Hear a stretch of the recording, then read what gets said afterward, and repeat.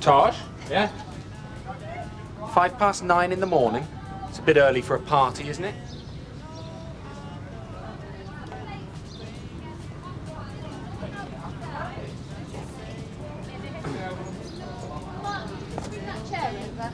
There's far too much food. Oh, that's nothing. You should look inside the fridge. Get a complaint, you know, from the neighbours. We are the neighbours. There. How you doing, Larry? Me, same as usual, up and down like a parched trout. Now then, the Could do with a croissant. drink, though. Oh, I think Phil's got something planned. There is. There's far too much food. Well, that should get the dog happy. Oh, where is she?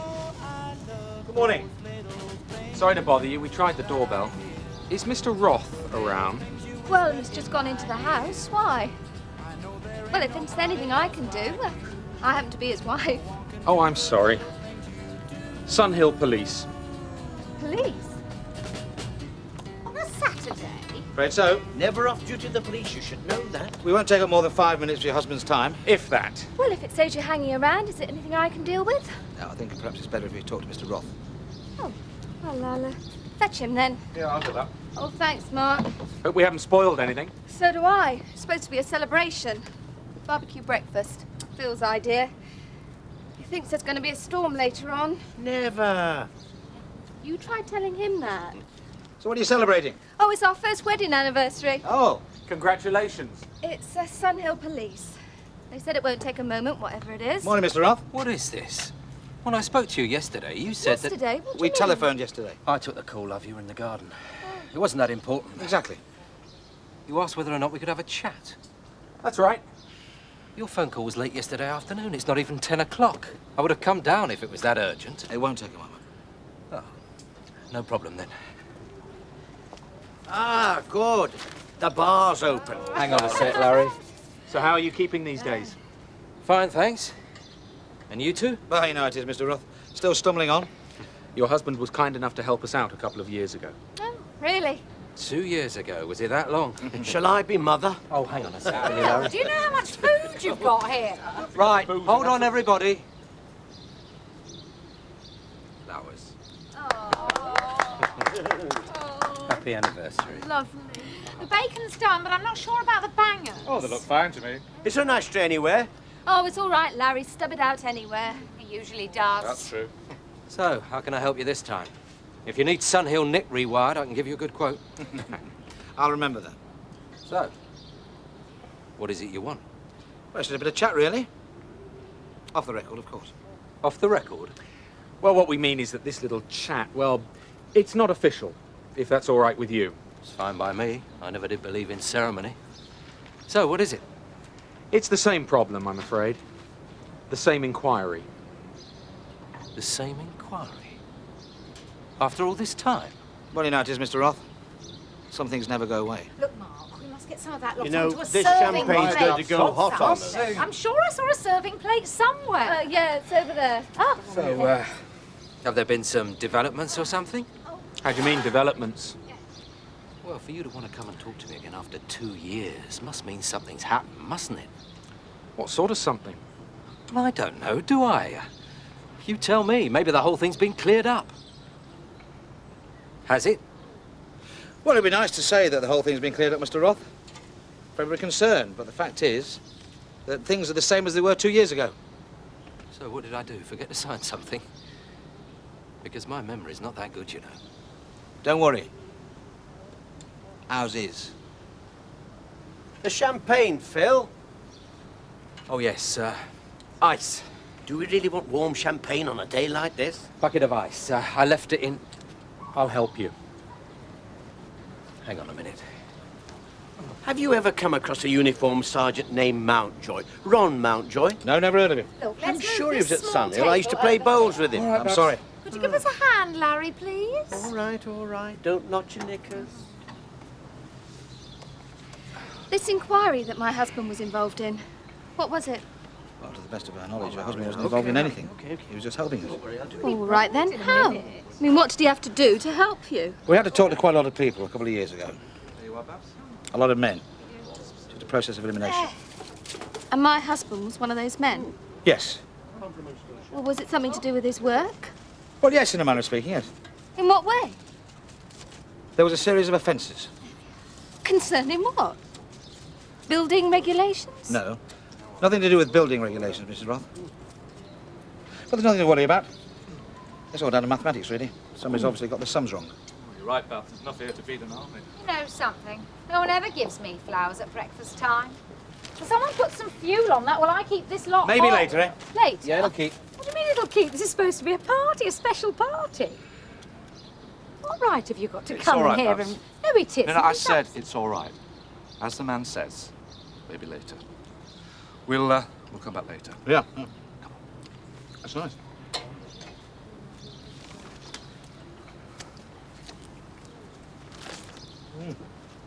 What's happening?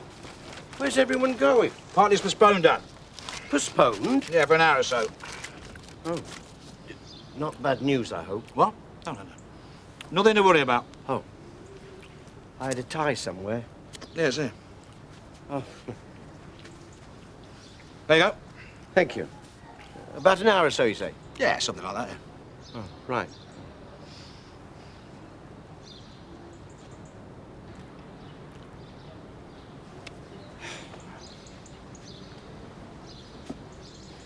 Sierra Oscar from DC Lines.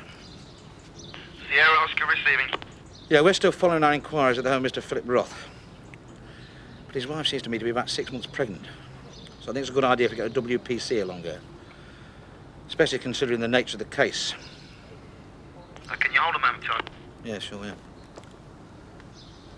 We've got June Ackland on Early. She's at Downbourne Estate. Can send her along to you. Yeah, that's fine. Fine. Just tell her to say that she's just passing, and not that she's on a call, OK? Annette and I met about 18 months ago. She knows nothing about all this. About what? Will somebody please tell me? Mrs. Roth, I'm sorry. We seem to be taking over your house. Here, why don't you come and sit down?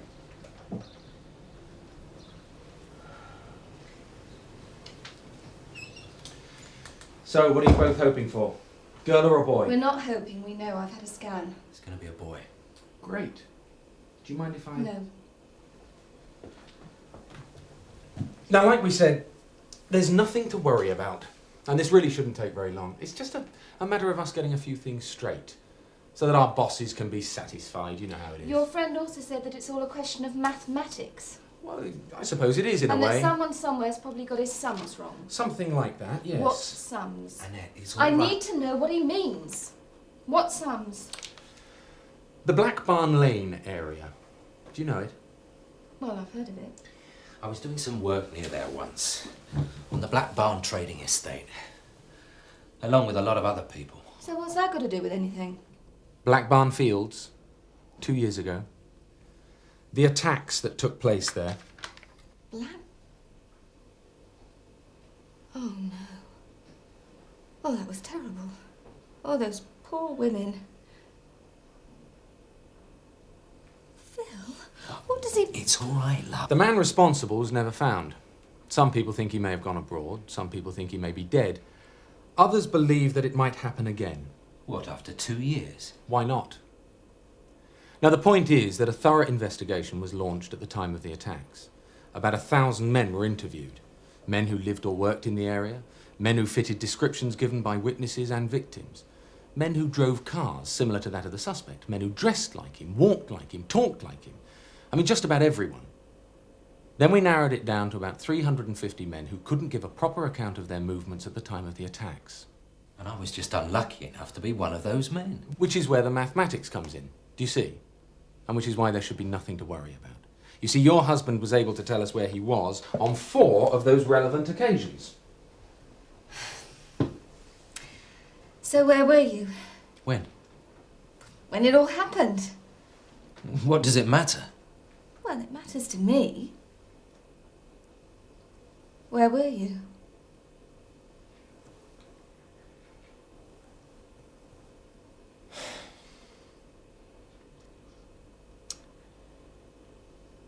I was with Jean. Jean? You've always told me you haven't seen her for years. Look, I was negotiating for a divorce at the time. I had to see her. On 4 separate occasions? So what are solicitors for? Look, it was all before your time, for God's sake. It might have been once. And it still is. It's all in the past, and so is she. We're the ones that matter now. hope so. We are. Today of all days. You might have mentioned all this when you rang yesterday. Sorry? Mentioned what? Well, just exactly what you were going to come here and talk about. Well, we really didn't want to inconvenience you too much at that stage, Mr. Roth. Inconvenience us? Look, what I mean is that you could have explained things earlier. Or at least given me the option of coming to see you rather than having you lot traipsing round here on a Saturday morning. You saying you would have preferred that, Mr. Roth? Preferred what? To have come down to Sun Hill to discuss things? No, that's not what I'm saying. I'm not saying that at all. Because if you'd rather go back there with us now... Right. I've had enough. Come on, love. Let's get on with this celebration of ours.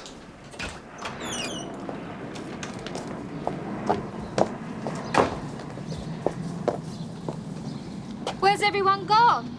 Got that information, Tosh? Yeah, somewhere. I thought you might like to put this back in the fridge for a while. Now, wait a minute. What the hell is this? You people come walking in here, you upset my wife, and you ruin our day before it's even started. You know, you could be right about that storm. It's getting very muggy out here. These so-called sums of yours. Yes. Would you mind telling me one thing? No, what? How many of the 350 men on your short list have earned themselves a second visit? Only one.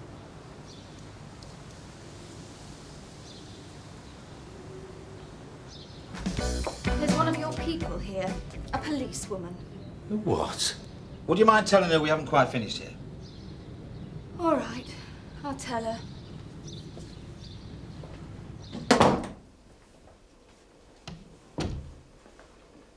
Sorry about that, Mr. Roth. If you'd like to sit in here. Fine. What a lovely room. Yeah, I did most of it. The cushions, curtains. I even papered the walls. Oh, good for you. But before this little lot. Anyway, if you don't mind, I'll just leave you to it. So when's the happy event? Oh, 10, 11 weeks. It's my first. And, well, we were all set to celebrate until your pals arrived. You see, it's our wedding anniversary. Oh, lovely. Congratulations. Yeah. Now, the evening of the first offence. April 21st of that year, between 6 p.m. and 10 p.m. I seem to remember I was never quite sure of that one. But you were working in the Black Barn Lane area? Yes, I think it was the first 2 days of the contract job. That's what it says, eh? Yeah. Well, there would have been a lot of toing and froing during that time. I was working a 16-hour day trying to make sure that contract stayed alive. It was very important to me. I see. And I seem to remember saying all that before as well. Word for word. That's right. It's all down here. Then why bother? And you also say you were not in the vicinity of a public house called the Hop Garden at any time that particular evening. Yes. Hop Garden's part of the Black Barn estate, isn't it? It's on the far side of it, yes. If you can't be sure what you were doing when you were toing and froing, how is it that you know that you Because were... I don't drink and drive. And I don't drink when I'm working, especially when I'm running my own business. No one's asking whether you went into the pub, Mr. Roth. Only whether or not you might have passed by it. I may have done, I don't remember, but I doubt it. Why? Because I've already said the Hop Garden is on the far side of the estate. And I was doing too many things that night to remember any one thing. We were all under a lot of pressure. Ask my employees, they must have felt the same. We have. They did. And on the occasion of the second attack between 6 p.m. and 9 p.m. on May the 16th, you were visiting the home of your ex-wife. Yes. At number 14 Abbotsford Walk. That's right. What happened to the contract job? Still going on, but the panic had died down. We were normal hours. You're working on site on the Black Barn estate on the 16th of that month. During the day, yes. And you say you also visited your ex-wife on the 3 other occasions listed here. That's right. Would you say she's the sort of woman, Mr. Roth, you could depend upon? Well, to an extent, yes. Even though you say she gave you a bad time all those years ago. All right. So Annette's right to feel the way she does about her. That woman's trouble. Yeah, well... Look, she's always been a friend. A friend? Yes. To me.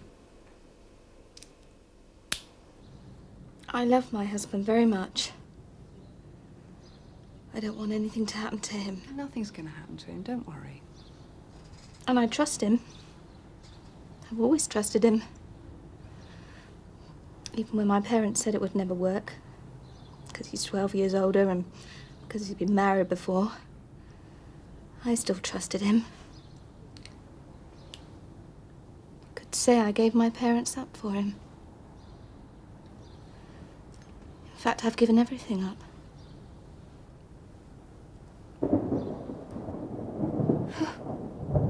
Listen to that.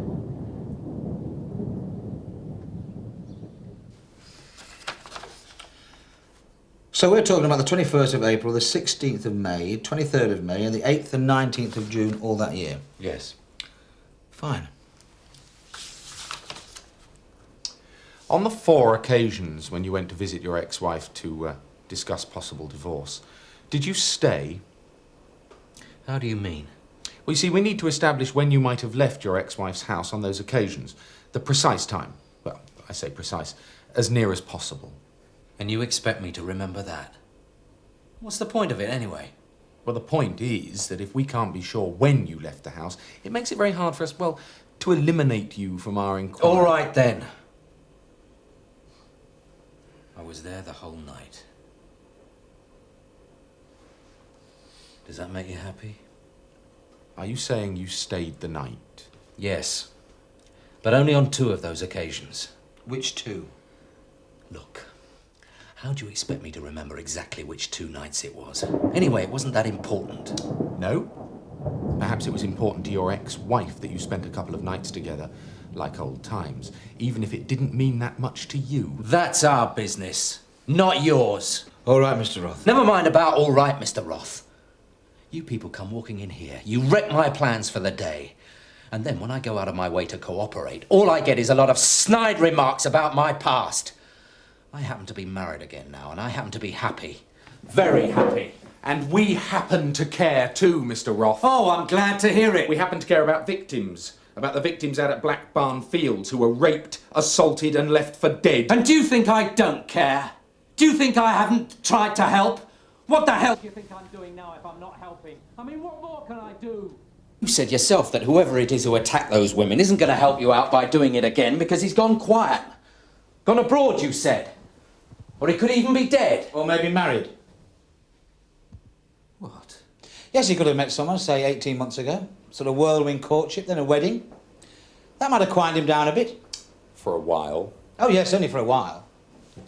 Mr. Roth, since we last interviewed you, has anything else occurred to you in the meantime? Anything you may now think's important for us to know? Right. That's it. Out! I want you out, all of you, and you. Your ex-wife has come forward, Mr. Roth. Look, I've had enough. Out! She's contacted us. She's come to us after 24 months. She's contacted you? Yes. Why? To tell us that she lied. That she lied for you all those months ago. She says you never went to see her during that time. Phil. Which is why we're here, Mr. Roth. 1 memory lapse in 5 we can accept. 5 out of 5 we can't. It just isn't true. I mean, why should she lie? Why should she want to tell lies after all this time? What? Look, I told you I was with her. I just went there to talk about the divorce. On all 4 occasions? Yes. Did you discuss divorce on the 2 nights you stayed? Yes. So how often do you see your ex-wife? See her? Look, I don't see her at all these days, and we've just discussed the few times that I was stupid enough to go to her house. What about since then? We can always ask her. I saw her on 2 or 3 occasions. Up until... Up until when? Up until Annette and I got married. And were things okay between the pair of you? Of course. Did you stay the night again with your ex-wife on those 2 or 3 occasions?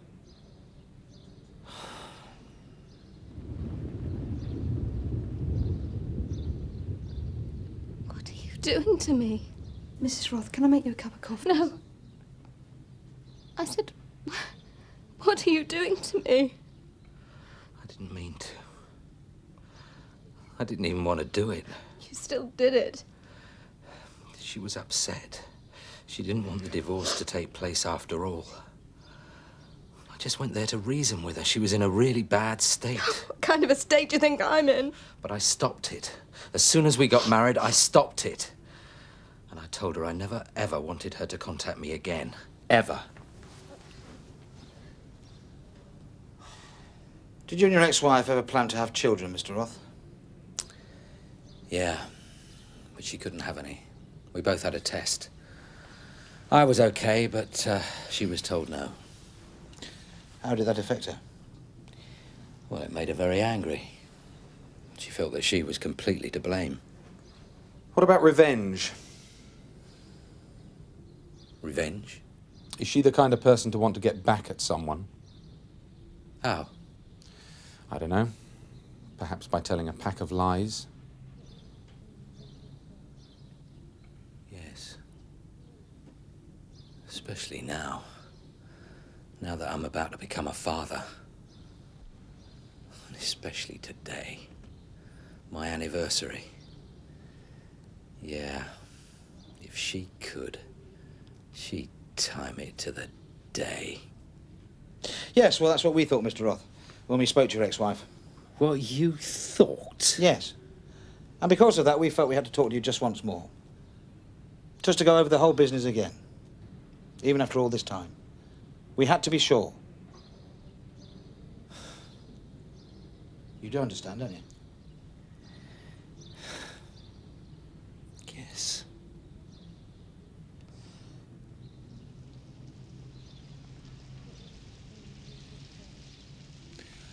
Right. Thanks.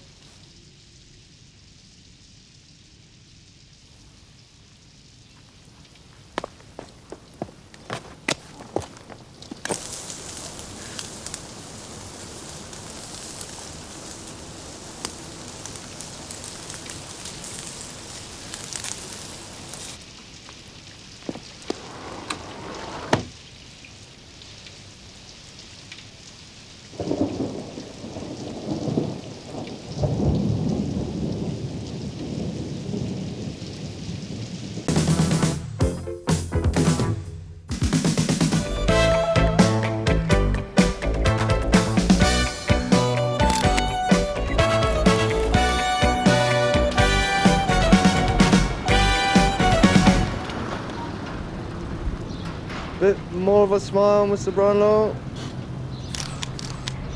That's fine. Could we have one next to the scaffolding? Is that really necessary? Please, yeah. Gives us a before and after story. Shows the public what they're really getting for the 1.5 million. 1.3 million. Whatever. Relax a bit. Terrific. Thanks for your time. I was expecting a reporter as well. Oh yeah, Sally was coming over, only she had to cover a story at Barton Street. There'll be a press release though, won't there? Naturally. Well, I expect they'll cobble something together from that. Cheers. Well, thank you very much.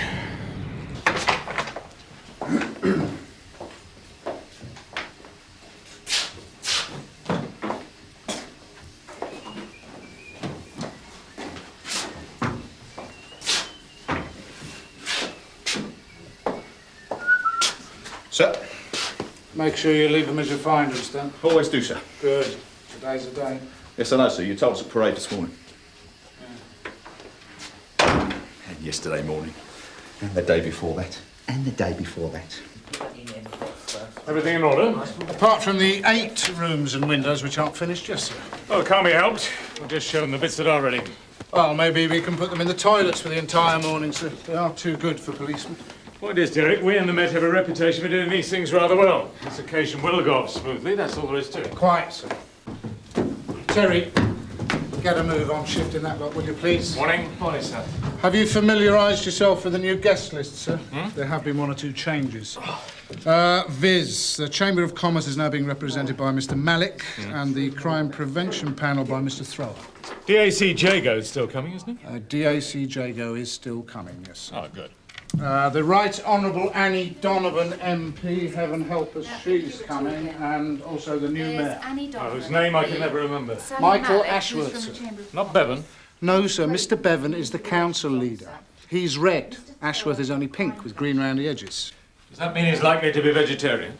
Well, I don't think it makes any difference one way or the other, sir, because he's not staying for the buffet, but Ms. Donovan is bound to be a vegan. Oh, blast. Well, you better pop downstairs, see if you can rustle up some cucumber or something. Yes, sir. Yes? Oh, sorry to interrupt, sir. Looks like a nice spread. Yes, Hollis? Well, it's just a thought, sir, as to whether the presence of the Federation rep would be useful this morning. Should any questions be put by your guests appertaining to the rank and file? No, Hollis. I wonder how Burnside does it. He always manages to be in court when we're having a kit inspection. They won't bother us out here. Jago will. That man's a ferret. Ted, it's a beano to open the new bogs, not a raid by SIB. Just sit down and make yourself look busy. Look busy? I am busy. I've got statements to collect on the pub robberies. Well, go and collect them then. Business as usual, the memo said. Just as long as you make sure that your desk's locked, you've got nothing to worry about. Don't express any opinions. I haven't got any. CID lines. No, I'm sorry, sir. Both Inspector Burnside and Sergeant Roach are out this morning. Would you like me to come over, sir? Right, sir. Suit yourself. I thought the lovely Norika was on the gate. No, late sub and I. She's gone Tom Dick. Well, have a nice day. Oh, and make sure you don't salute the DAC. He hates formality.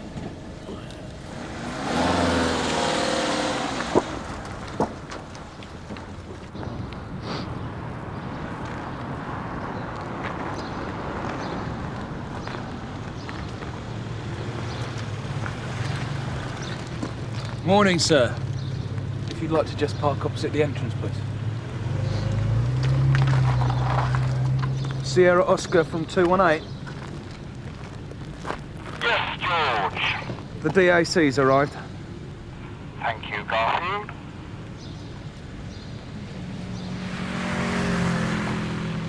Welcome to Sun Hill, sir.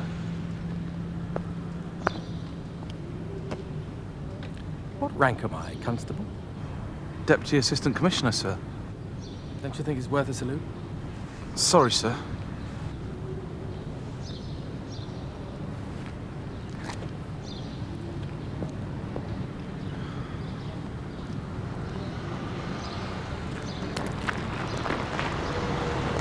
No. Oh, I'm sorry, love, you can't come in here. It's official visitors only. Can't you squeeze in a Member of Parliament? Annie Donovan. I have been invited. Sorry, I haven't seen a photograph. You got any ID? Right. I'm sorry about that. Could you park next to the big black one?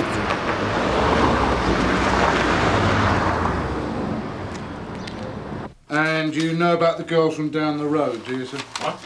Tina Milkins, press office. Oh, I've got a minder from the press office, have I? In case I'm indiscreet.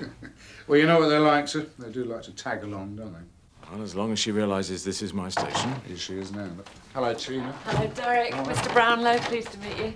Tina Milkins. I'm not going to get in the way, but if you're stuck for an answer at any time, just look in my direction. All right. That's most reassuring. Excuse me. Morning, Charles. Morning, sir. Good to see you again. Morning, Derek, hello. Bring Mr. Bevan up as soon as he arrives, will you? Yes, sir. Ashworth, sir. Not What? Bevan, Ashworth. I nicked that Annie Donovan once, you know. Well, that was brave of you. Yeah, breach of the peace on a demo. She didn't half kick. Got off and all. She's a lawyer, so she would. Wouldn't nick her on the demo now she's an MP, though. That's what they want, isn't it? To be martyred. Excuse me, don't you think a salute would be in order? Didn't you get a copy of the press release? I never I'm get so these things. Mr. sorry. Jago, says Ellis from Community Relations Council. It's a pleasure.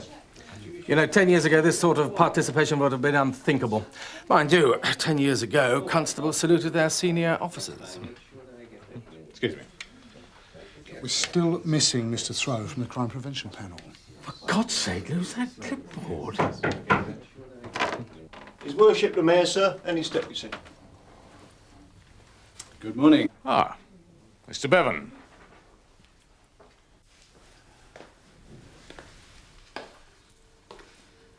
It's good, Stringer.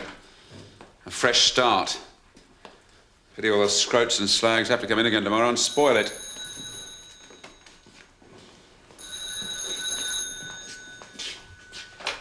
Charge rate.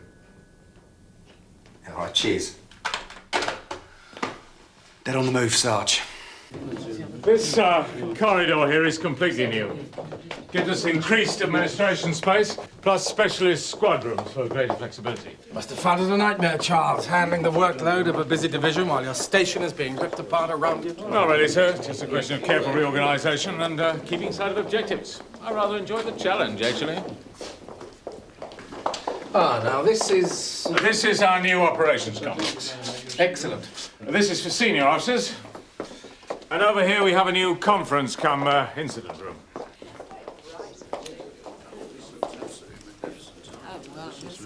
Do come in. This is a room that we've needed at Sunhill for some time. It's a room where we can house personnel dedicated to a major incident, rather than have them swamping the rest of the station. A murder inquiry, for instance. Or public order. Public order isn't a crime, Miss Donovan. Public disorder, perhaps. My grammar stands corrected. Of course they'll come in here. Want to see the cells, won't they? Everybody does. It's like visiting a castle. The only bit people are really interested in is the dungeons. Here we go.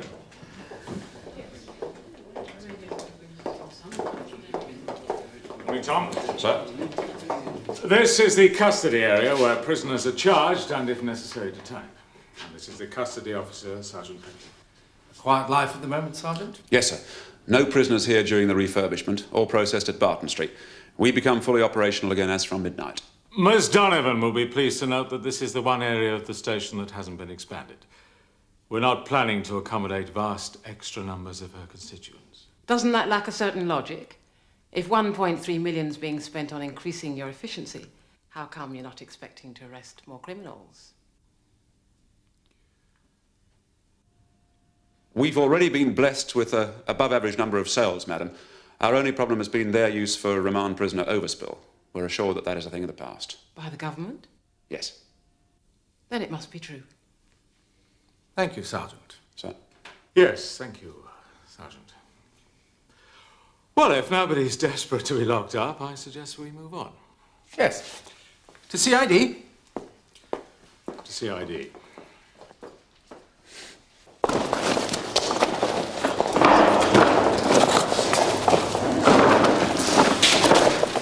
Could always have gone by now, Dick.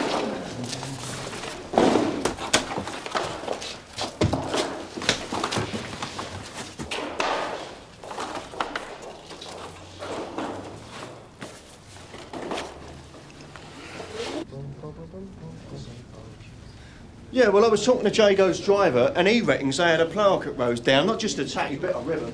That's because they got a brand new station. We didn't. The only time we're going to get a plaque here is when you stop moaning. Yeah, well, who's going to be cutting it anyway? Well, certainly not you. Come on, stand back. All right?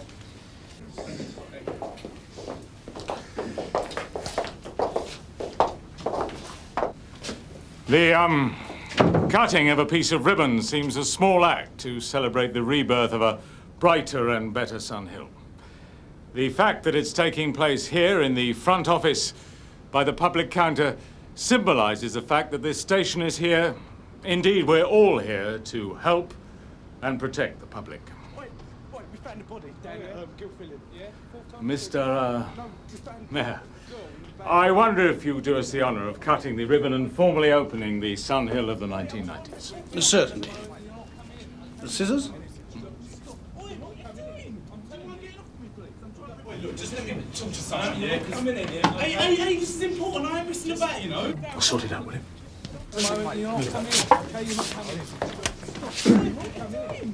Scissors, Your Honour. It gives me great pleasure to declare Sunhill Police Station open. There's been a murder. Sit down. All right. Calm down. All right. All right, we'll listen if you sit still. You're not listening to me. We are listening. Now, what's your problem? Up to his eyeballs in crack, that's his problem. Crack! I'm trying to tell you something. We found a body. Right. A body? Where? Where we play football? Gilfillan Road. Football? Why aren't you at school? Why don't you... Yeah, all right, Tom. Right, now you and your mates are playing football. Down by the factory. That's where it is! A body. Yeah, the ball went over by the pipes. She's there. In a sack. Sierra 1, can you go to the waste ground in Gilfillan Road, please? Investigate the reported sighting of a body in a plastic sack. No, I'm fine. It's all part of the job. In a way, I'm quite glad you saw what we have to put up with. I'm well aware of what you have to put up with. Is he all right, the boy? Yes, I'm sure. Just rather excitable. If you'd like to check. Mutual trust, Mr. Brownlow. I thought you were a vegan. You must be joking. Any chance of you opening up your cabinet and letting out a scotch? By the pipes? Yeah.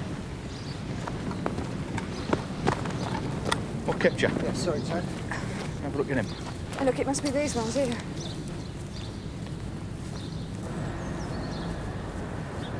Oh, look in this one. Whoa. June? Yeah?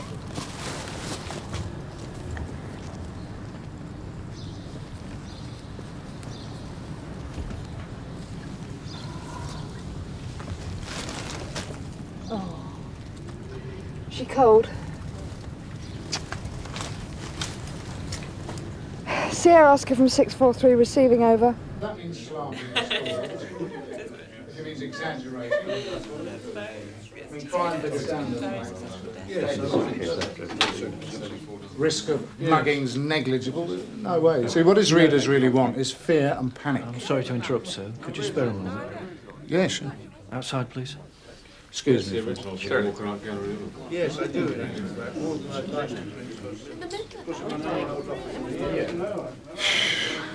What's up? Our party people had a brain hemorrhage. No, sir. Thank God for that. It's a bit worse, actually, sir.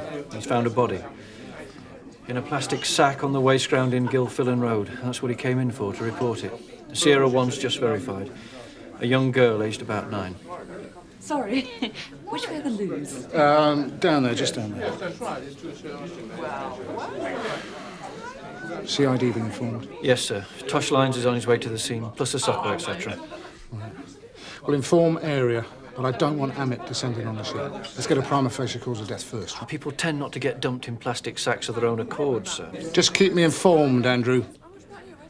Will you tell Mr. Brownlow? Well, I'll have to, won't I? Look, just let me know what CID think about this, right? We'll take it from there. Sir.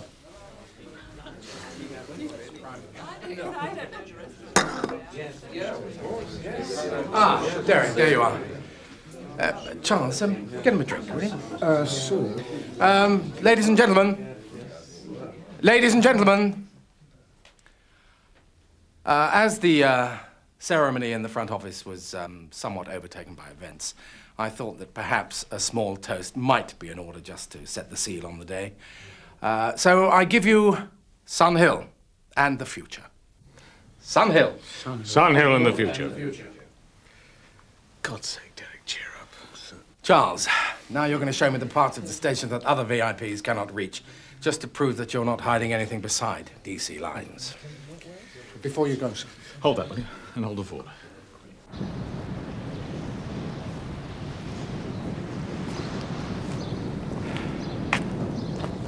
Strangled. The post-mortem will tell us more, but she's definitely had hands around her neck. There's another one, Ted. Just like the lad we found in Canley Fields a month ago. I thought it was Garfield winding me up.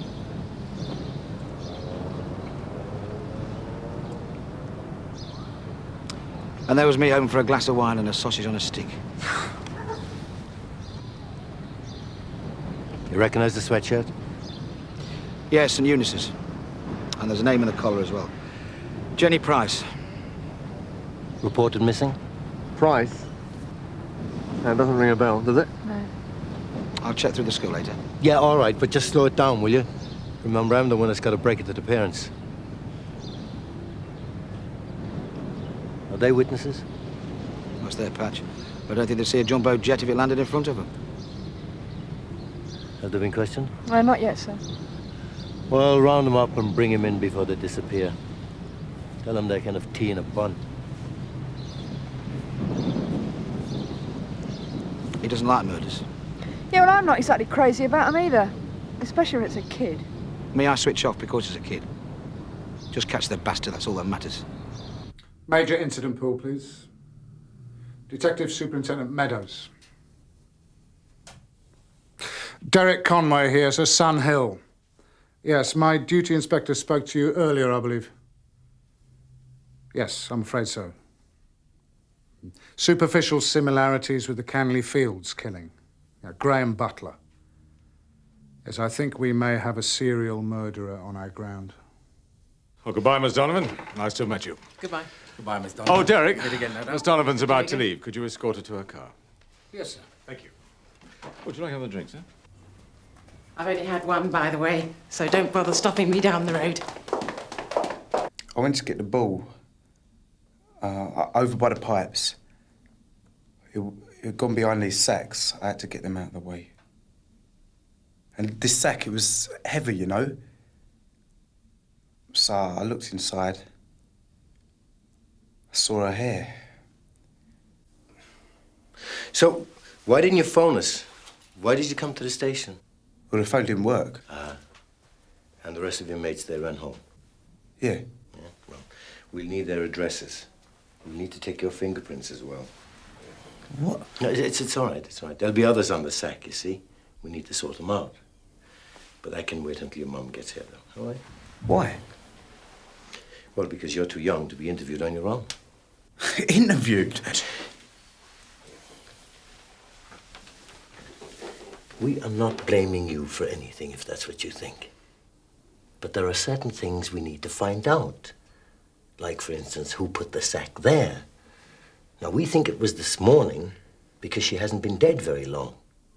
So maybe you or your mates, you might have seen something without even realizing. A car, maybe? Nah. Have you got a minute? I won't be long. Definitely no Jenny Price reported missing. So I'm off to the school.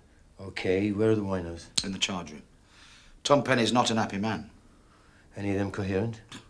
Well, if you call Pink Lorries being driven by big red dogs coherent, yeah. Oh, and Amipa on the way. Oh, good. Okay. Yeah, all right, Alec, thanks. Who's coming? Meadows, apparently. You any good? Ah, he's average. Hold it! If they find a link, they'll send it over to Barton Street for the existing inquiry. You're a bit previous. The heavy mob's got to have a look first.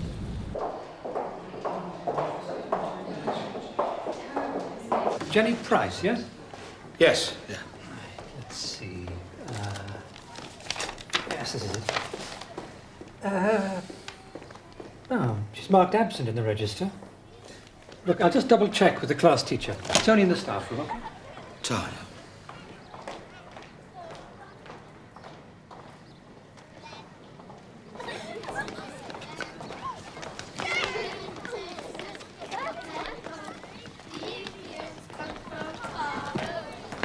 I'm afraid Jenny isn't in today. She off sick? Yeah, possibly. We don't expect notification on the day of absence, but she was in school yesterday.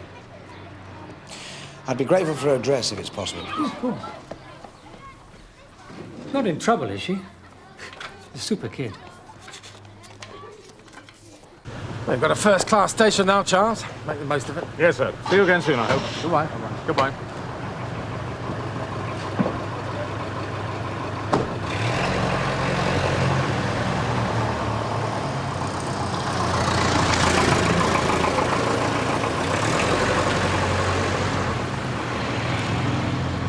Thank God that's over. Sir, we've got a problem. Have a check out of the way we haven't. Did they spend half an hour in that damn property store? Incident has occurred. I've been trying All right, to tell Derek, you. I'll talk to you later. Well, Mr. Brownlow. Detective Superintendent Meadows, Major Incident Pool. Oh, yes. The Butler investigation's being dealt with by Barton Street. No, we're not here for Butler. We're your latest. So, if you could show us to your nice new incident room.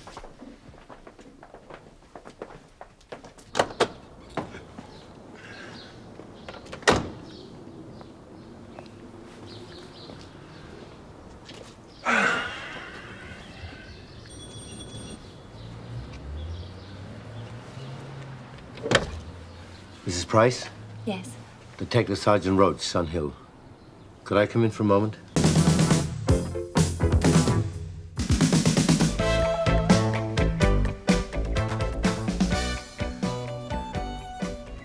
What? Oh!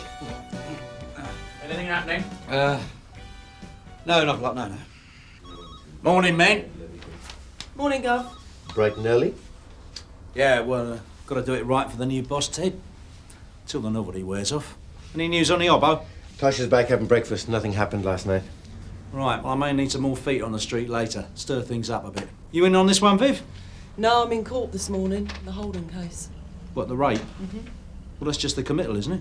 Yeah, but they want to go at our witness, so I said I'll see her through it. Social work? I said Viv should see this one through. It's useful experience for her. It's the sort of thing we ought to be doing for a rape victim. All right. But be available this afternoon.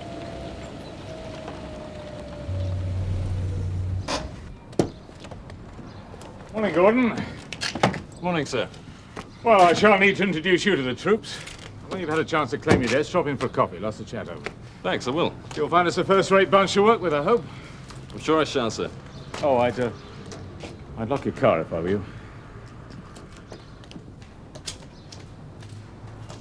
Morning. Tosh.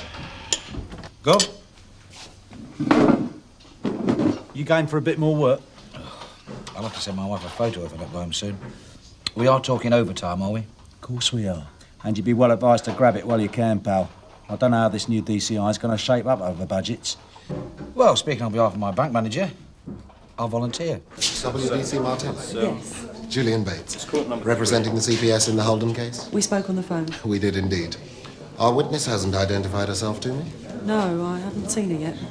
I hope it's been made clear to her that without her deposition today, there's no case to answer. She understands. She'll be here. What are we up against?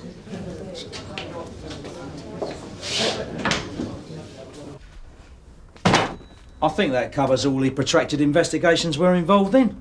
And you got a copy of the monthly figures. Oh, yeah, and I thought I'd like to keep you up to speed with what's going down today. This is the file for the target villain. Yes, Frank. Now, when are we going to have our chat? Yeah, well, I've got to go out on inquiries now, and you want to digest that lot. I don't want to pick over the nuts and bolts, Frank. I want to talk philosophy. Yeah, well, I don't know when I'll be back. We'll make time, Frank. Later today. As you know, the defence have opted for a Section 6-1 committal, so the magistrate has to examine the evidence. It's not just a formality. There's no argument about the forensic, though, or mine and Sergeant Roach's statements. They're admitting all that at this stage. At Crown Court, it might be a different story. But they want to cross-examine Marie. And knock her credibility? Make it look like consent? I'm sure that's their strategy. But at the committal, they don't have to put forward their defence. Gives them a chance to probe our witness, see how she stands up to questioning. But there's a limit to what they can say about the complainant in a rape case. Yes, but the defence counsel can create an impression by their line of questioning. And some counsel are better placed to create that impression than others.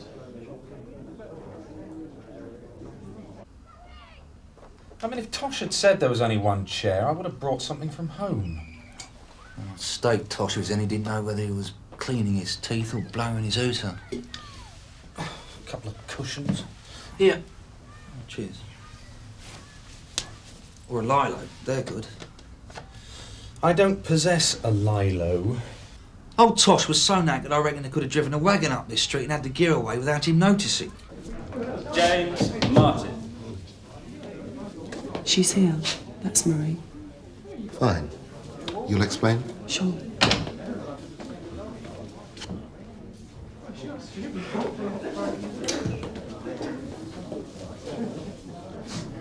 Marie. Hi. You all right? Yeah, where do I have to go? Come and sit down. You can wait here till you're called. The CPS know you're here. I thought I wouldn't get all this aggravation till the proper trial. You said it would be months. No, what I said was most committals go through on the nod, but the defence can ask the prosecution to put one or all of their witnesses up. And this time they've asked for you. I've told you everything. It's all in the statement. I mean, what else can I say? The defence want to ask you about the statement, and they also want to check out how good you are as a witness. They'll be calling me a liar. They're not likely to get really nasty at this stage, but they'll be picking away and raising doubts. You've got to be strong and confident and stick to your story. Do you know what he's like, the lawyer? The geezer bloke who'll be having a go at me. Barrister. And it's not a geezer, it's a woman. The blonde talking to Matthew Holden. Terrific. I want everyone to understand that I'm in the business of crime management. We'll be talking manpower and resources, budgeting, public relations, and looking after the needs of the victims. The days of Jack the Lad doing the business on the streets and in the boozers out of all control and supervision are definitely numbered.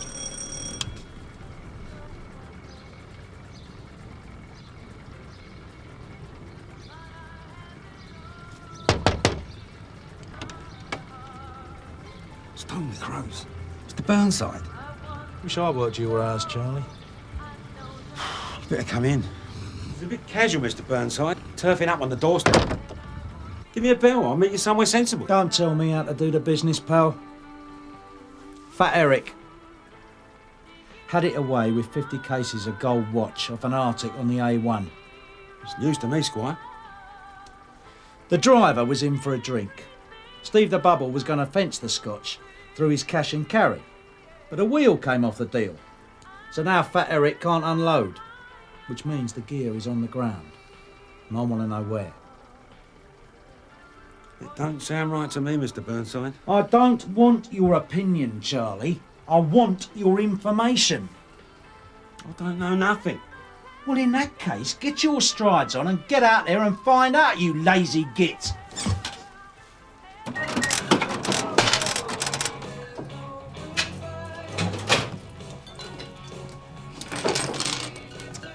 Buy yourself a drink out of the change, Nobby. Very kind of you.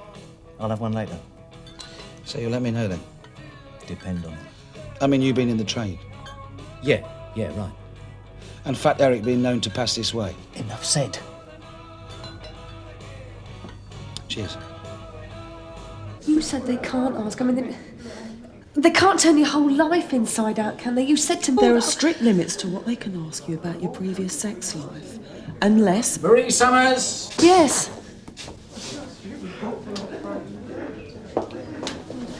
It's all going to be all right, honestly. Don't worry. I'll be in there too. Come on.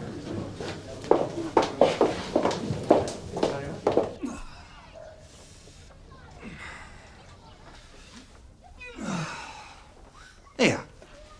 Do you think Fat Eric will fall for it? Well, Burnside couldn't tie up two bodies here much longer.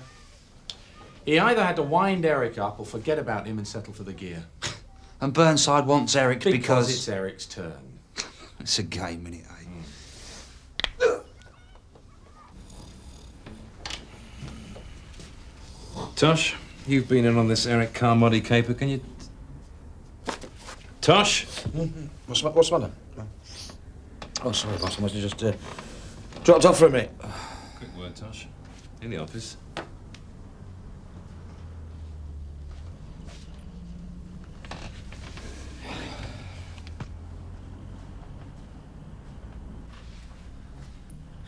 I'm sorry about that. I just blinked and I was asleep. When did you book on, Tosh? Last night for the Obo. Tuesday, that'd be. Today's Thursday. Oh, well, the night before then. You've been on for more than 36 hours. Exigencies of service, boss. As far as I can see, it's all in aid of nailing some cheap jump-up artist named Eric Carmody. Well, Fat Eric's a bit more than that, boss. Yeah. Well, whatever he is, give him a rest, Tosh. Go home. I can't. Mr. Burnside wants me to work for him this afternoon. I don't care if Jesus wants you for a sunbeam. Book off. I can't. Just do it. One minor point I'd like to clear up, Miss Summers. You describe your occupation as temporary secretary. Is this your only source of income? I don't know what you mean. Are you on the books of any other kinds of agencies? No, just the one secretarial agency. I'm not speaking of secretarial agencies. Are you on the books of the Starlight Escort Agency? Well, I did do a bit of that when I first came to London. You see, my information is that you're still registered with them. Well, I never got around to taking my name off, I suppose. Thank you for clearing that up, Miss Summers. Now I'd like to move on to other matters. So Tosh and I have been putting the word around that we know Fat Eric's got the gear, but we don't know where. Now, I talked to Charlie Wales. I got right up his nose. So he'll be straight round to Fat Eric. You reckon that'll spook Eric into shifting it off the ground? Well, I've got to do something to time into it. Now, if he does move, he's going to move fast, which means I'm going to need troops this afternoon. You in? Well, I've got my pep talk with our glorious leader this afternoon. Oh, yeah, me and all. But this is business, Ted. First things first, eh? Hello, Alistair. Tosh back yet? Yeah, he's been back, but the boss sent him home. Oh, the boss did that, did he?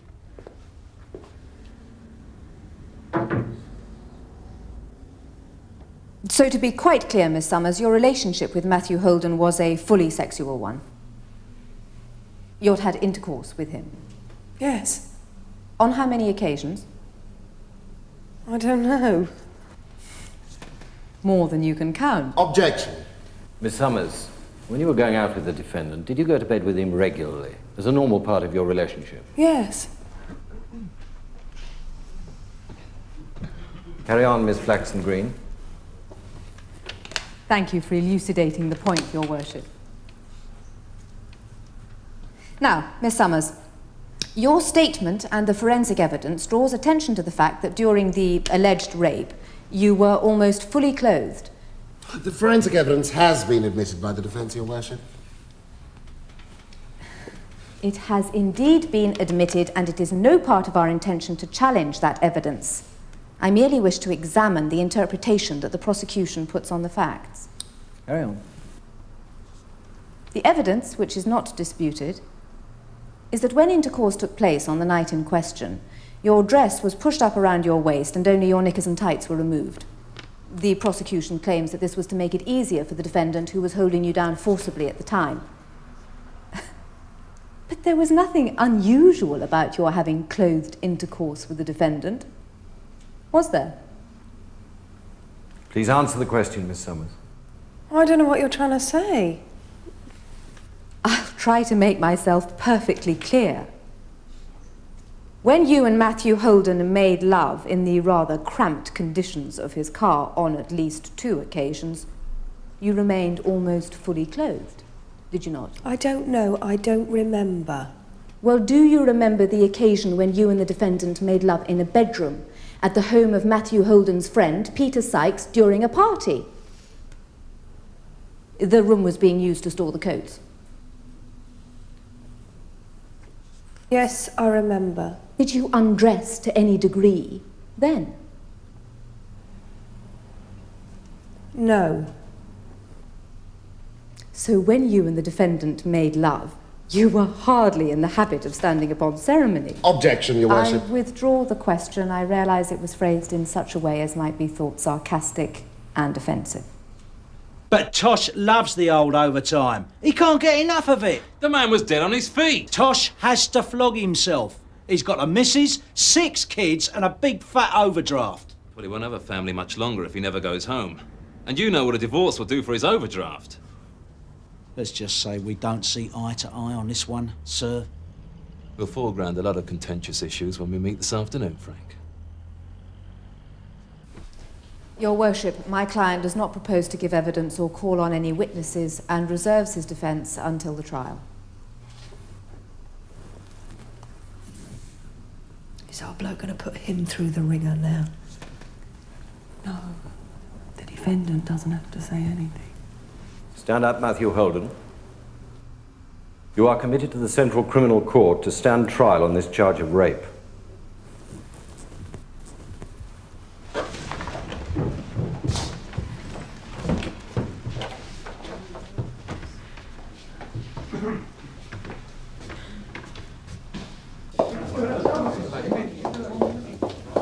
Look, I know she gave you a bit of a rough time in there. But that's nothing to what happens in the trial, right? You did all right, Marie. Honest.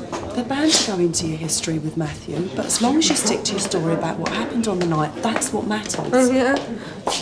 Sure. Look, can you hang on here a minute? I just want to have a quick word with the CPS, Marie.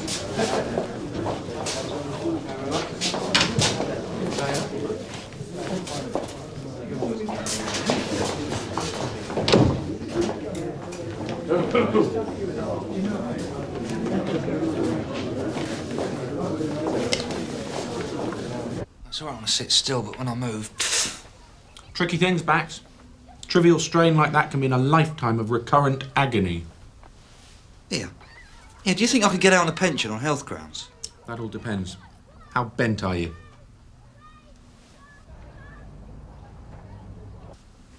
Hello. You got something? Yeah. Sierra Oscar. Sierra Oscar from Dashwood. I know what I said, Gov, but I didn't get a chance to talk to Marie after the hearing. She legged it while I was with CPS. Now there's a message she wants to see me. Urgently. I think she should go, Frank. Victim support. We don't seem to have been too strong in that area. Right. Well, you better get on with it then, hadn't you?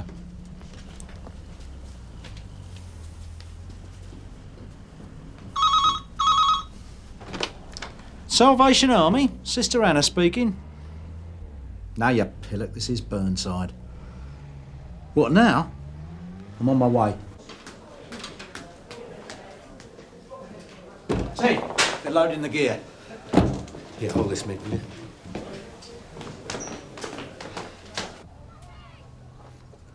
If they finish before we get assistance... We can take them, if your back can stand a bit of work.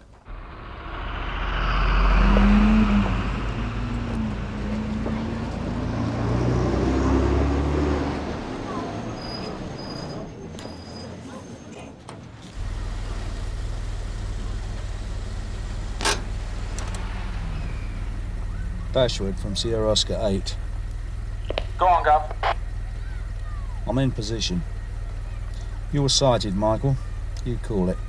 Hold on, Gov. Waiting for Ted. Mike, they're about to move.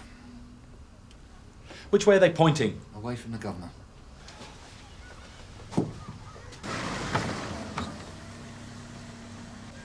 Dashwood from Sierra Oscar 5. Go on, Ted. In position. Sierra Oscar 5 and 8. Go!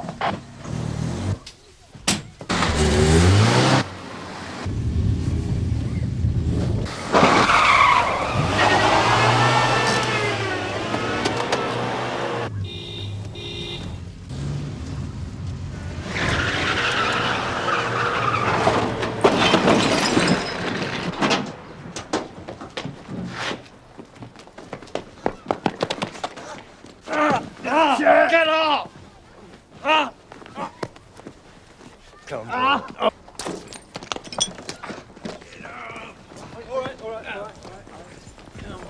All right, Tommy. Don't be a prat. You took your time, didn't you? I've done my backing up. I'm in agony. Oh, for God's sake, don't tell Ray. You send you out to bed for a month with no overtime. You know Tommy Lawrence, don't you? Fat Eric's brother-in-law. All I am saying is thanks for your help and everything, but I just want to drop it. But it's not down to you to just drop it. This is a crime, not a civil action. It's the Crown prosecuting Matthew Holden, not you. Yeah, well, he didn't rape the Crown, did he? They can't do much without me. Have you been telling us the truth? Yes. But then he's guilty. Why do you want to let him get away with it? Because it is not worth it. Not what that cow is going to throw at me in court. They're only supposed to ask you about your previous relationship with the defendant. Do you know how I met Matthew? The first time I went to bed with him? No. It was his birthday. His mates had a party for him in this wine bar in the city. They got me off the agency for him. I mean, I was his present. Yeah, well, I suppose they're bound to bring that up. Yeah, well, I wouldn't have gone with him if I hadn't liked him. Anyway, after that, we went out together. I mean, he wasn't paying me for it. But they are just going to make me out to be a total slag. Look, that's not the issue, Marie. The point is what happened on that particular night. We've put men away who've raped girls that work on the streets. They've still got a right to say no. Yeah, well, maybe they don't care what's said about them in front of a gang of strangers, but I do. That Flaxton Green gave me a whiff of what's lined up, and I don't want it. Look, Marie, look, just... I don't care if Tommy Lawrence has got a brief. I don't care whether he's got Sir David Napley. He will grasp Fat Eric before the day is out. You reckon? He's his brother-in-law. Sure, it's a choker, Viv, but well, if it came to trial, the odds are against conviction when there's been an ongoing relationship. But that's never going to change if rape victims don't get up and fight it. Comes to something, Ted, when the crime squad read the women's page in The Guardian. Leave it out, will you, Gov? I'm not in the mood. Hang on, are we talking about Holden? I thought it was going to trial. Marie Summers is withdrawing her complaint. She got a whiff of what the defence is going to throw at her. But there'll be reporting restrictions. Her name won't get out. Didn't you explain that to her? Yes, of course I did! What do you take me for? Mind you, if you got a confession out of Holden in the first place, Ted, we wouldn't have had all this aggravation. Confessions are not what they used to be, Governor. Or hadn't you noticed? Frank? Well, this could be a good time for our little chat.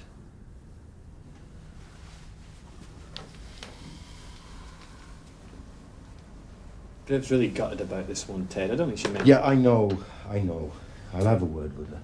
I don't want to pick the bones out of practices and personalities in Sunhill CID, Frank. I want to talk about our culture.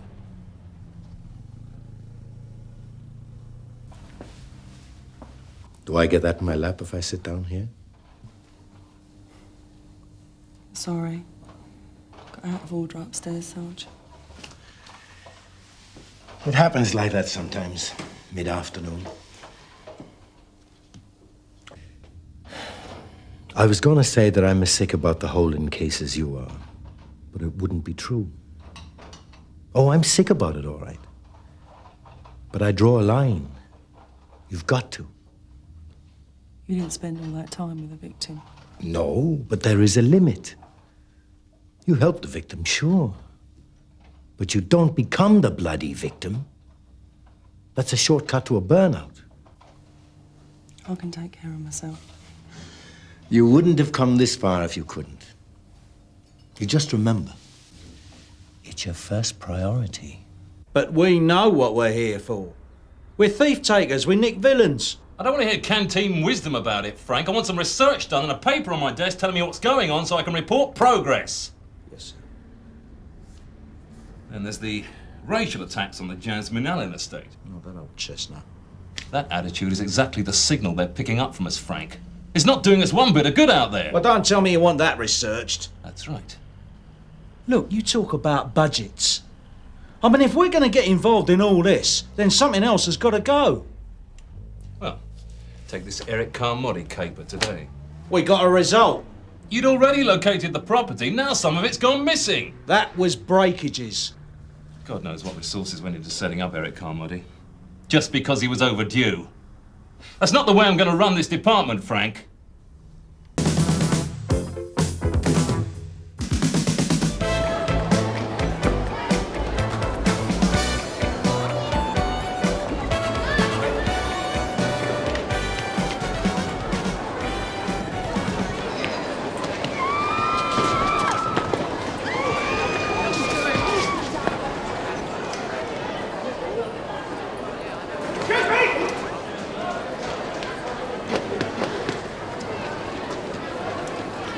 Sorry, love.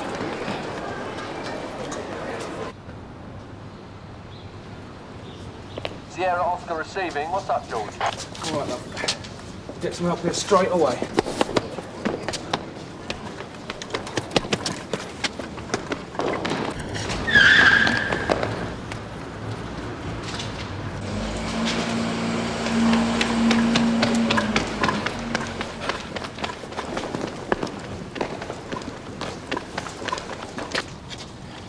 Sarge, we're dealing with a robbery.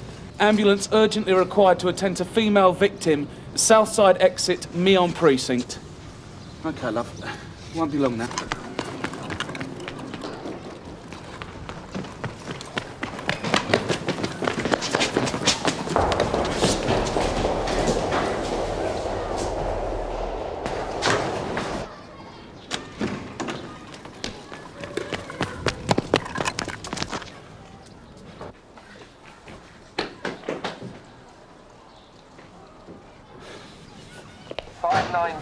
From Sierra Oscar. Do you read me, Tony?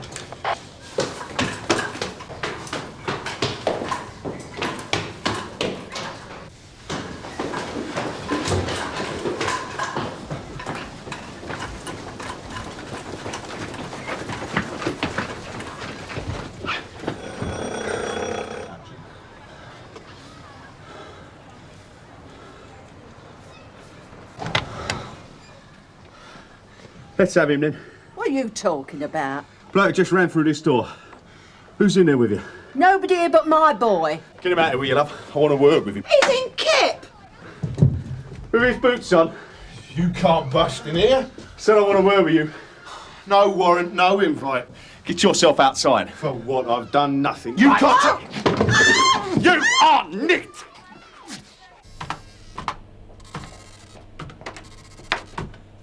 You wanted to see me, Sarge? Oh, yeah, Viv. Robert Yarby. Is he on your robbery with violence hit list? Very definitely. Or Stamp just nicked him? Right. This night's just stole my house, terrorised my mother and dragged me I down chased here. him from the precinct. Right, shut it!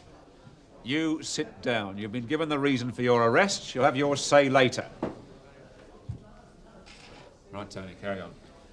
I heard the woman scream, came round a corner and spotted him legging it. Take Mr. Yarby to the detention cell for a minute, will you, Kevin?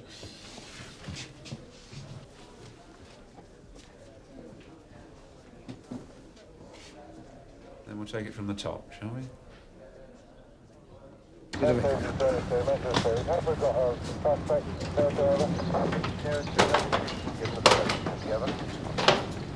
So you didn't witness the assault? No, but he... Did you positively identify the attacker?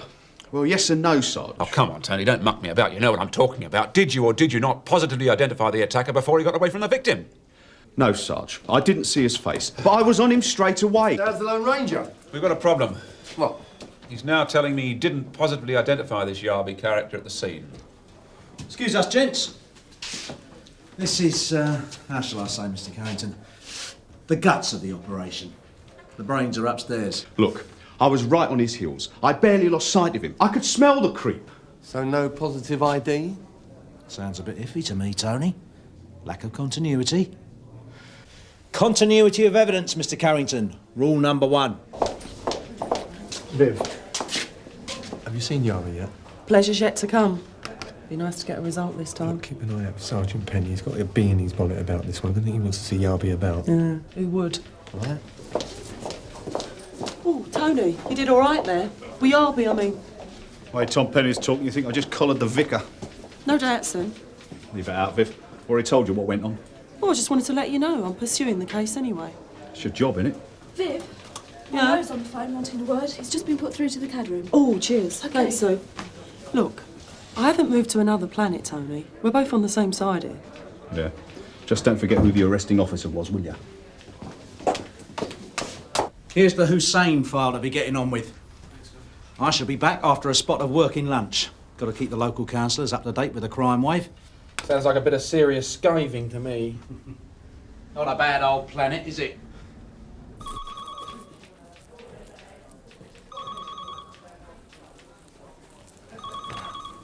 Oh, Gov. Not now, Viv. Look, hold on a sec, Gov. What about the Yarby case? What about it? Monroe just called. Garfield got some info from the victim on the way in. Seems she saw the bloke walk up to her. What description? Not yet, but there's a suggestion he was wearing gloves. And... Get away with anything? Well, Garfield recovered the handbag, but she didn't have any money on her. He knocked her over and punched her in the face. Socko's on her way... Sounds like a non-starter to me, this one, darling. Look, and Sarah Greenaway... Who? The victim, Gov. Listen, Viv. I think you're wasting your time on this. Well, what if I disagree? Yarby's a nasty piece of work. We're previous. I've dealt with him before.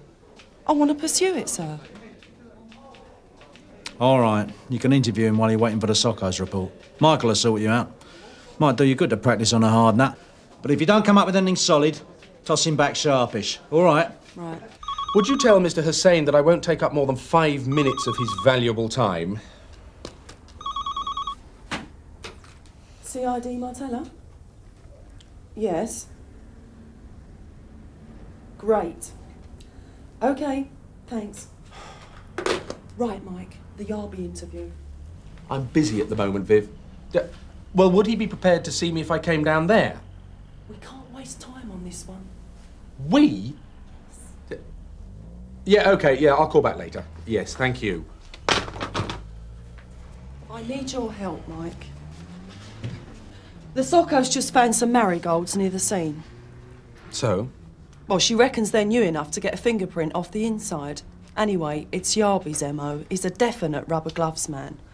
3 attacks over the last 7 years where marigolds were mentioned in evidence. Then let's get on with it. Correct me if I'm wrong, but as I understand it, the procedure is that I make sure you're properly briefed on the case before we conduct the interview. That's procedure, Viv.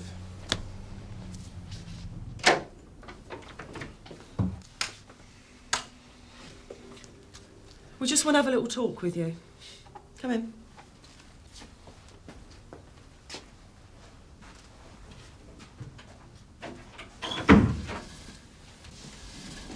Make yourself comfortable, Mr. Yarby. I hope you're happy with the way you've been treated so far. Is there anything you'd like to say, Mr. Yarby? No problems, then.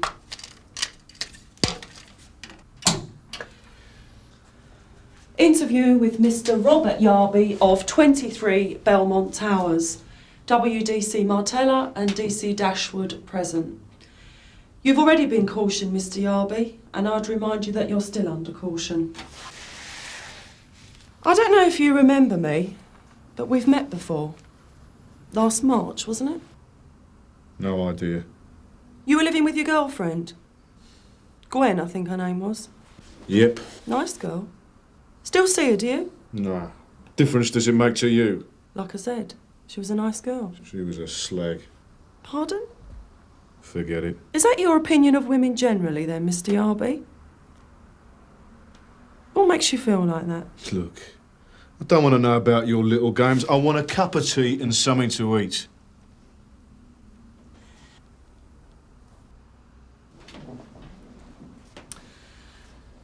Now look, Mr. Yarby, all I'm really anxious to do here is to eliminate you from our inquiries regarding an assault on a woman this morning. Now she gets down to it.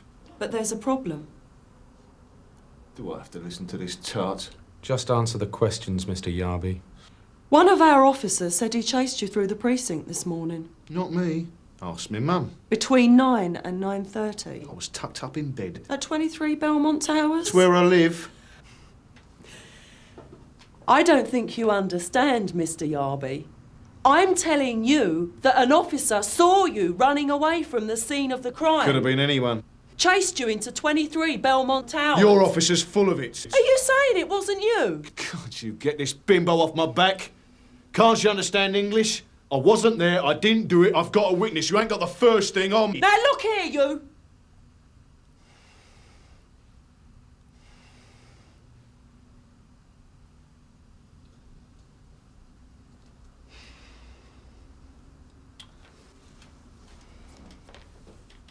All right, Mr. Yarby. You're saying you were nowhere near me on precinct this morning. It's got a brain then. In that case, you'll have no objection to us setting up an identification parade. Of course you have the right to refuse to participate. No objections though, Mr. Yarby.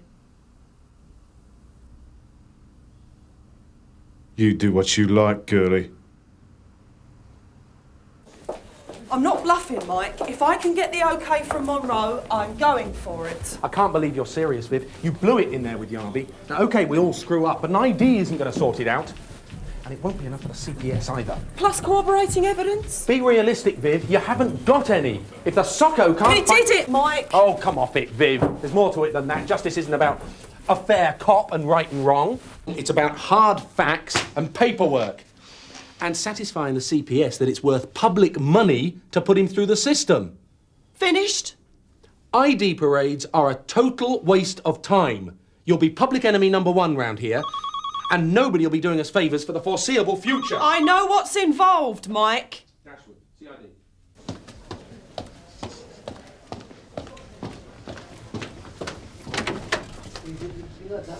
Bob, have you seen Martella? I saw her on the way out about 2 minutes ago. Oh, I do like her style. I've got a body cluttering up the cells. The investigating officer pops off to the shops. Well, the old Chalfont's playing you up, Tom? I understand how difficult it must be for you to think about this morning, Miss Greenaway. I already told the inspector I really couldn't help.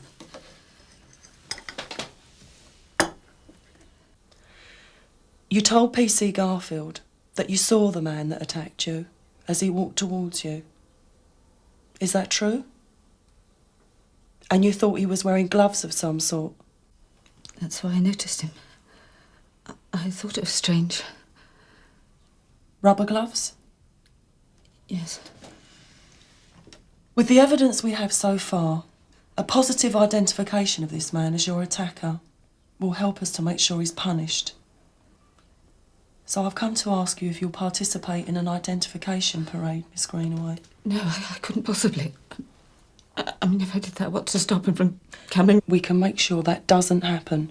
With your help, we can stop him from doing this again. I really can't. It's too much to ask. I just want to be left alone. It's your decision, Miss Greenaway. I want to forget that it happened. If we got a positive ID of Yarby as the attacker, wouldn't that make a solid case? Maybe, but you haven't. Stamp couldn't be sure. Greenaway doesn't want to cooperate. I've just got back from seeing Miss Greenaway, sir. She's confirmed what she told Garfield in the ambulance, and she's agreed to going through with an ID parade.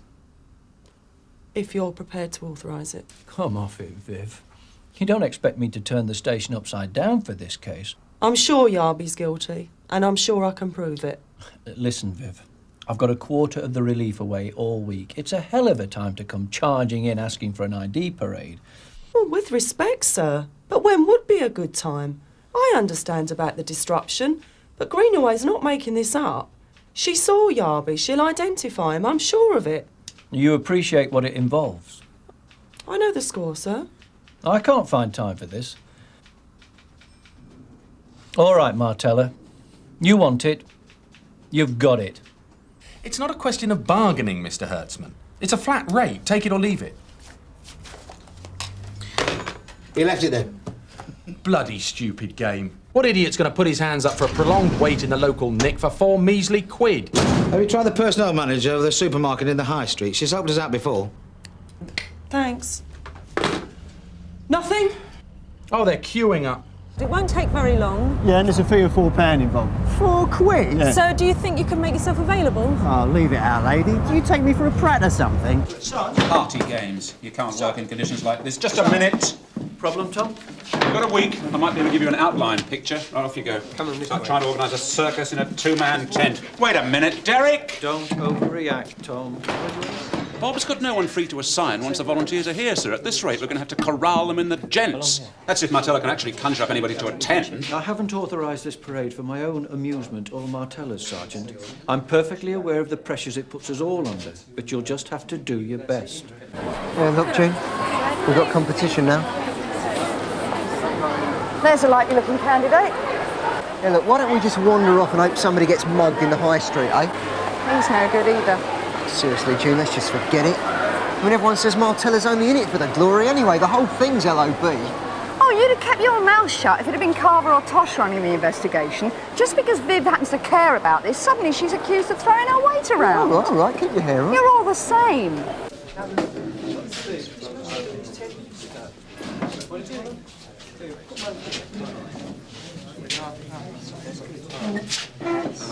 Look, you have to put them all together in the canteen for now. Stay with them till I can find someone to brief them, and for God's sake, don't let anyone go wandering off. Volunteers to be kept segregated from witnesses and suspects at all times. I've got 2 home visits to do before I'm off, Sarge. Or cancel them. But, Sarge... You started all this meeting. I don't want to hear any complaints from you. She what? Yarby's no idiot. He knows the odds. He'll keep quiet and his solicitor will do the business if it ever gets to court. Stupid cow. So what happened? Oh, she was all over the place, Gov. He had her taped from the start. Honestly, I thought she was going to clip him round the ear at one point. Oh, perfect.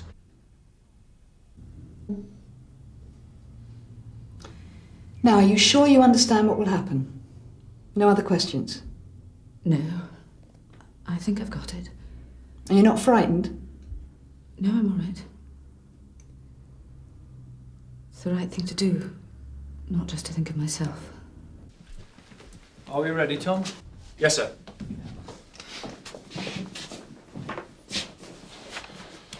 Now, I'm going to ask you to take a place in the line, Mr. Yarby. But before I do, I want to confirm with you that you have received your notice to suspect in the presence of your solicitor, Mr. Pyer, and that you understand the procedures described to you which will be followed during the parade. Do you object to any of the persons here paraded, or any of the other persons here being present? No. All right. Now you may select any place among the persons paraded. All right, move up, lads.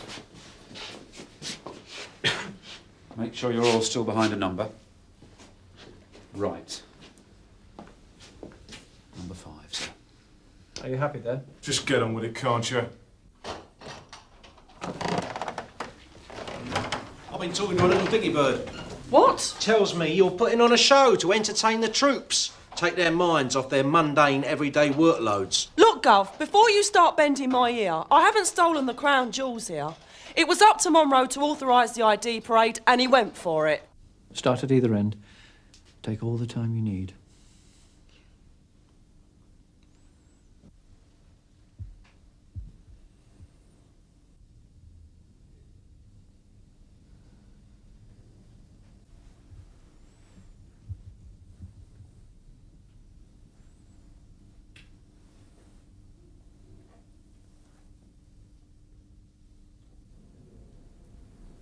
Carry on down the line, Miss Greenaway. There's nothing to worry about. Take your time.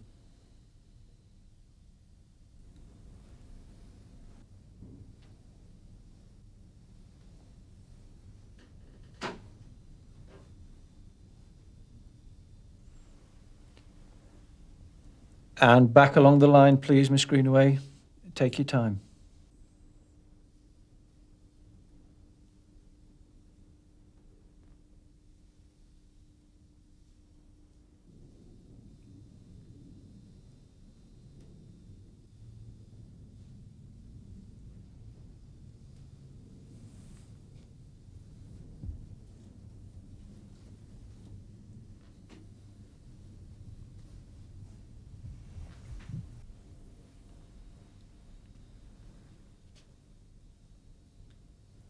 Have you had enough of a look? Sure? Yes.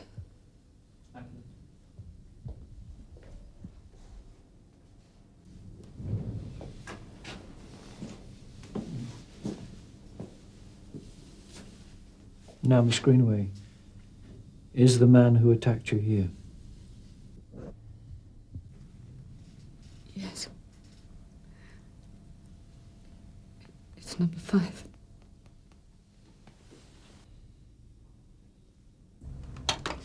Glad tidings. She ID'd him. No problem. Great. Well, I reckon this calls for a thorough search of Ted's stationery drawer. Yeah. Yeah. Yeah. You were right about the boss, though, Tosh. Yeah.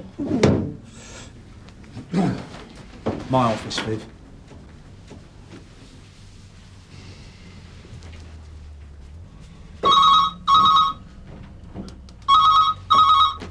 Martella? What? Is that definite? Well, what does that mean? No possibility at all, then? OK, I understand. Yeah. Thanks, anyway. All right. Bye. Got a problem? Oh, dear. Right, Viv. Forensics just been on the phone, Gov. It's all off. Spat out your evidence, did they? Oh, they got something. Reckon the gloves were Yarby's. But the prints inside aren't good enough. CPS will never buy it, apparently. So you'll have to drop it then? Is that it, then? End of story. I can't believe it. Yarby's just been positively identified by Greenaway, and he'll still be indoors in time for his tea. You'll get another crack at him. Well, right now, I just don't know whether I see the point. Well, then, let me spell it out for you, Martella. You screwed up.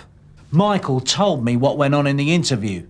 Mike wasn't exactly supportive, Gov. Do I have to give this to you intravenously, Viv?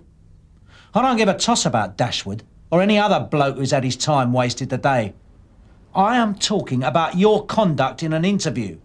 I am talking about pursuing your investigation professionally, not prating about like some masked avenger with a chip on his shoulder. OK, Gov. I'm listening. Now get smart, Viv. You're not an idiot. You know what I'm talking about. Yes, Gov. No one said this was going to be easy. No? Suppose not. Come on. Get your coat on. I'll buy you half round the corner. You can tell me all your troubles. Better make it a pint then. Right. Can you give me a minute? I've just got to go and talk to Miss Greenaway. See you in 10. Right. All right, you lot. I'm buying. Last one down the boozer's a Welshman. You're on good. See you in 10 minutes. Right, Gov. Come on.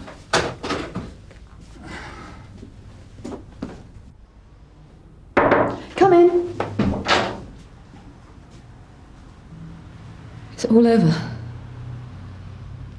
Can I go home now?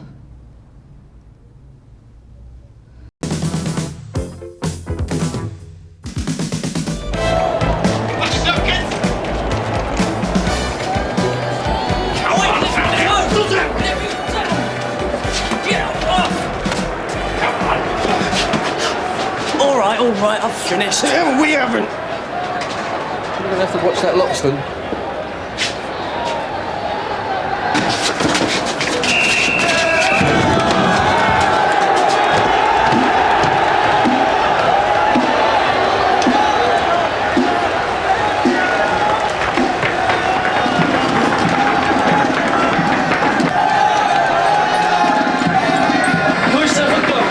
Score in a brothel. You watch yourself. You stupid Irish git. Why don't you go back to blowing up Carver?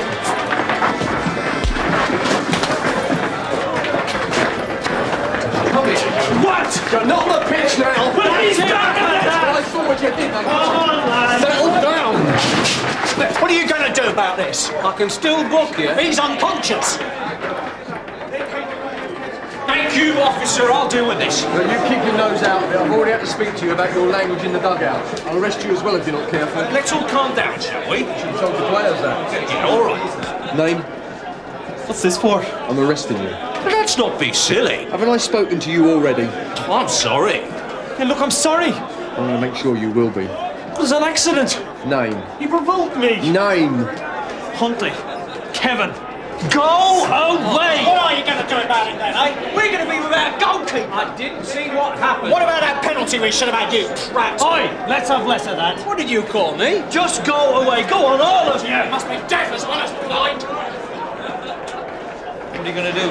I don't know. I'm not sure. I'm going to consult my linesman. I'm arresting you for causing an affray. Now, you understand you don't have to say anything, but if you do, it can be taken down and used as evidence. You have anything to say? No. We'll see about this. You're lucky I'm not charging you with assaulting a police officer. What did they do? What's going on, Sergeant? I'm arresting this man, sir. What for? Affray. Can I have a word?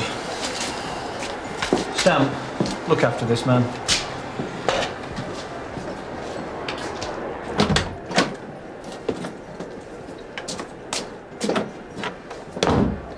Be wise, Bob. Someone should have done this ages ago. All right, I know how you feel, but this is going to give us a pile of aggro. Well, I've had enough. Well, let's handle this discreetly then, shall we? All right. Try and keep the press out of it as long as possible. Get his name and address and we'll process the boy at the end of the match, all right? No. I don't see any reason why we can't take him down to Scannell and process him now. I can hear 30,000 reasons. It's half-time, Bob. We needn't cause a riot. The fans don't have to know. Huntley can be substituted. They can send someone else on for him in the second half. The boy's not going anywhere. We don't need this, Bob. Let's not get into a moral issue. All right, we'll see you after the match. OK, well, my linesman saw what happened. We'll be making a full report of the incident to the FA. We'll support you in that. And I've decided to send the player off. He's not going to play any further part in this game. No. His jaw's broken. Oh, great. Ruddy thug. We'll have to play Steve in goal. Tell him, get him the shirt. You all right? I'll have that, Huntley. You want to press charges? What for? Grievous bodily harm. I want to sue him. We have to think of the good of the game. Conviction of GBH would certainly help you secure a claim for compensation. Yeah, all right. Hang on. It's the end of my season because of him. You're prepared to give evidence in court? Yeah. He's in shock. I'm in pain. Your fans have travelled 200 miles down the M1 to see you play football. Never. So cut out the niddly bits and give the game a chance, right? You, what's your name? Hey. Don't answer back. He didn't say Shut anything. it. Name? Kevin Huntley. I'm sending you off. Well, you can't do that! All right, all right. But he's already off. He ain't even on the pitch. Neil started it. Let's have a bit of respect for the referee. Oh, yeah? He's a brat. Listen, I don't have to remind you of your responsibilities. We have to deal with the thugs on the terraces. We don't want to have to keep an eye on you lot as well. Right, you got 5 minutes.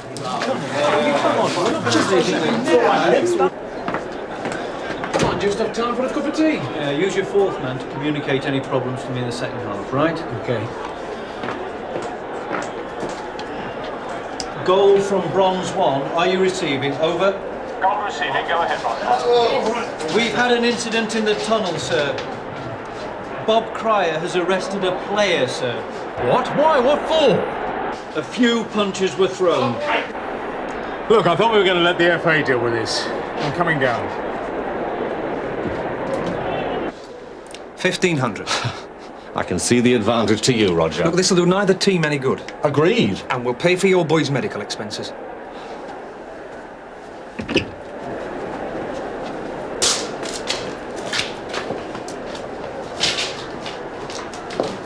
The chief superintendent's on his way down. I've just seen Muir. He's got a broken jaw. The ref sent Huntley off. He wants us to press charges for GBH. Are you trying to be a hero, Sergeant? No, I'm just trying to do my job. Our job is to keep public order. Inspector? Sir, the situation is now that the referee has dismissed the player concerned. There seems to be some confusion as to what announcement should be made to the crowd. And you arrested the man, Bob? That's right, sir. Couldn't you have just ignored it, told him to pack it in? It was GBH. The goalkeeper sustained a broken jaw. Charles, can I have a word? I don't want those yobbos on the terraces getting a whiff of this. You can use our dressing room.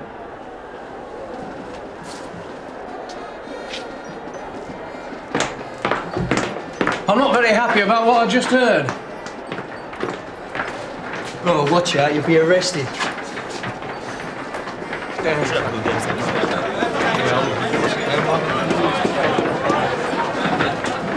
This incident was involved with play.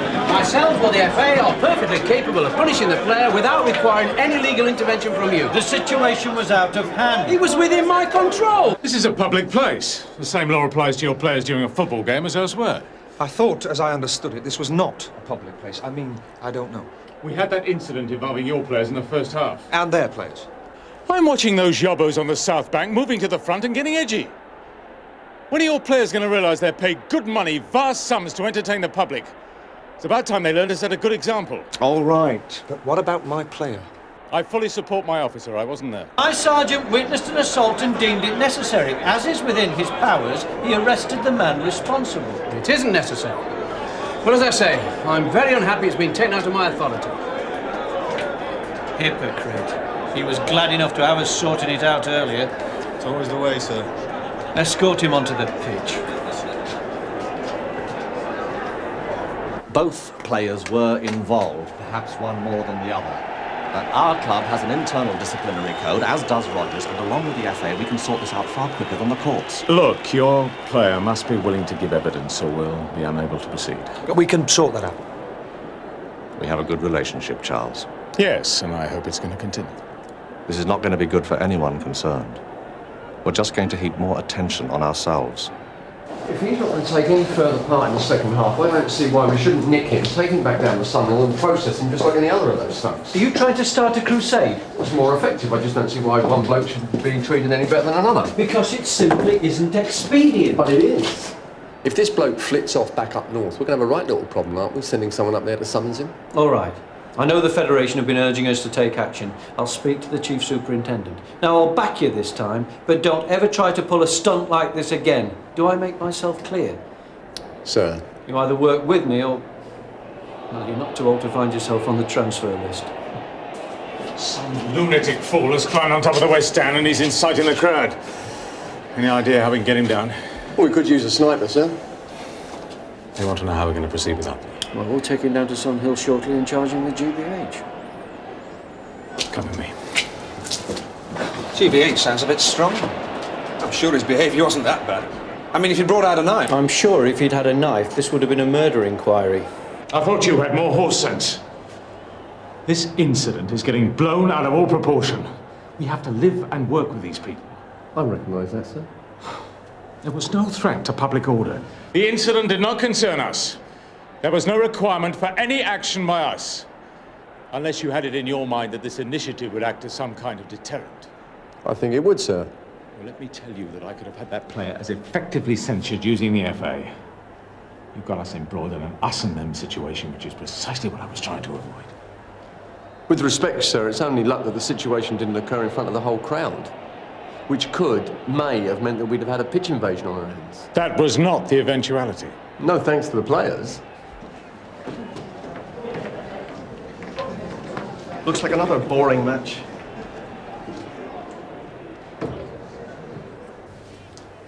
This kind of arrogant and ill-considered behaviour is not what I expect from you, Bob.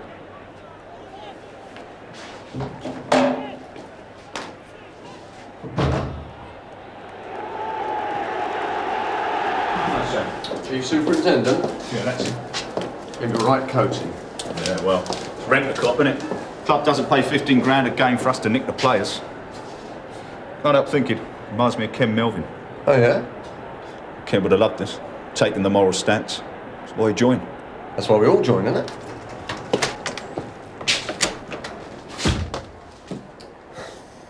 Have you got some money? You taking a bribe? No, but you might need some. I doubt you'll be catching the coach home. I'll be on the transfer list after this. You may not be the only one. Come on.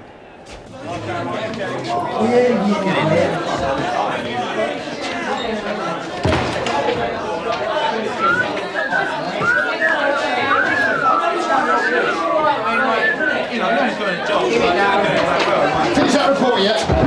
One needs it quickly, hurry up. Trying to be nice to you, you're not getting this. You know what I'm saying?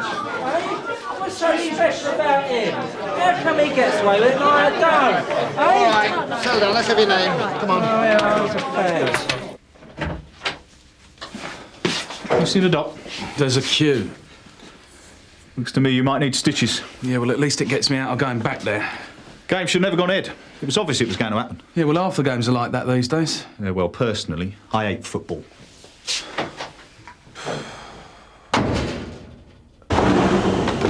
Come on, let's be having you.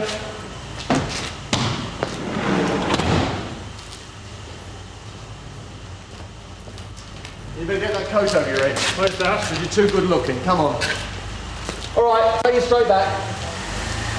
Shut him up. All right, Sarge. Guilty. Mayhem in here. No, we've arrested Kevin Utley. Who has? Bob Cryer. Where am I going to put him? Put him in detention room. Munro wants him kept out of the way. I've already got dozens to sell in there.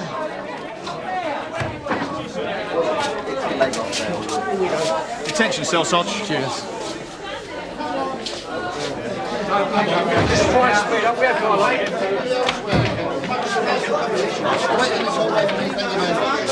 Who's that? Is it the Mafia? That's the Elephant Man, on your way. Cheers,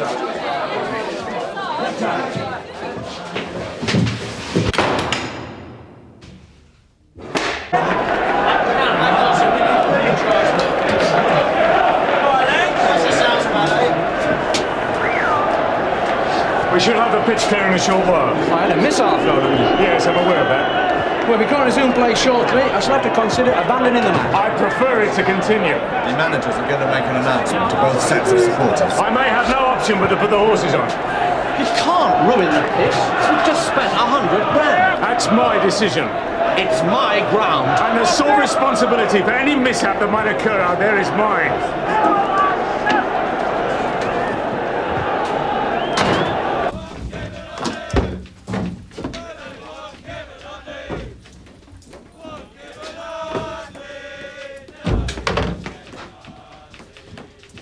Where's that coming from? There's a lot of supporters milling around outside now, sir. How did they find out? We got some newspapers at the front desk. They want to know if Kevin Hunt is being held here. Oh, no. All right, we need someone to clear those supporters away. Right, sir.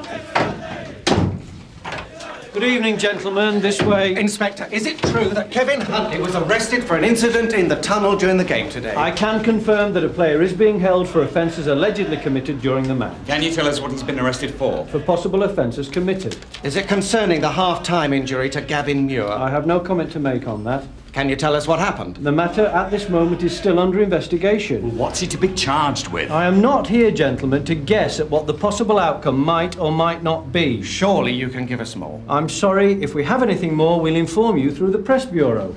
Will he be held overnight? The matter will be dealt with as quickly as possible. Now, thank you, gentlemen. Look, Inspector. Chief Superintendent wants to see you, sir.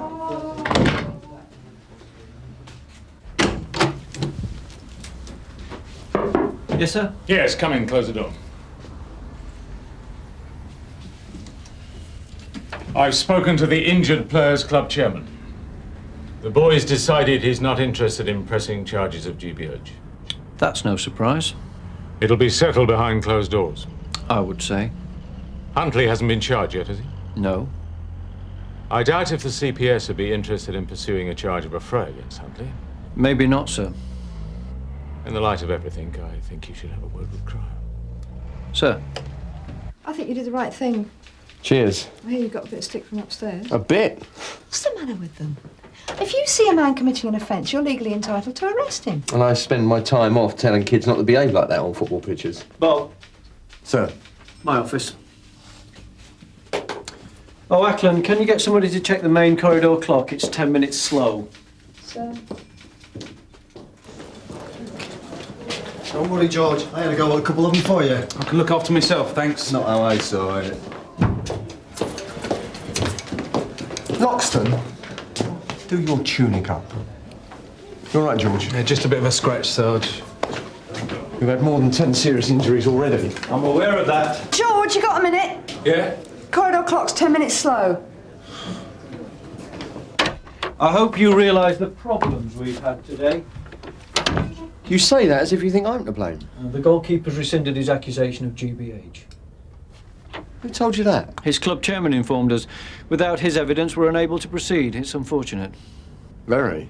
Now, concerning a charge of affray. That matter's already with the custody officer. Is it? Yes, sir. Is that all? Yes, that'll be all.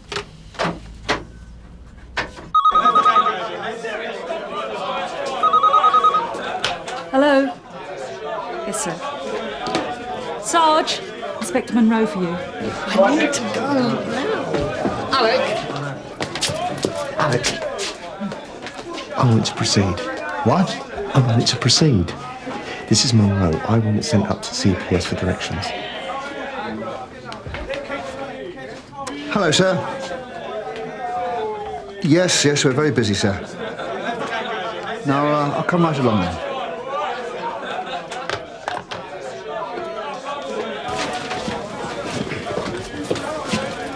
The keeper has dropped the GBH. Now Monroe wants me to bin the affray. That's what he wants to talk to you about. I've told him it's with you. All right, but you'll still need a witness. There's plenty of people who saw it. Yeah, but you need a witness who suffered alarm, harassment or distress. You know what? The incident could have been a spark in a powder keg. Now, I've done my duty and Monroe's trying to push me around. You can be your own witness. Alec, Huntley, GBH and the affray. The witnesses bailed out. So I'm afraid it looks like we've lost that one. We'll still send it up for direction, sir. We don't have enough evidence to convict.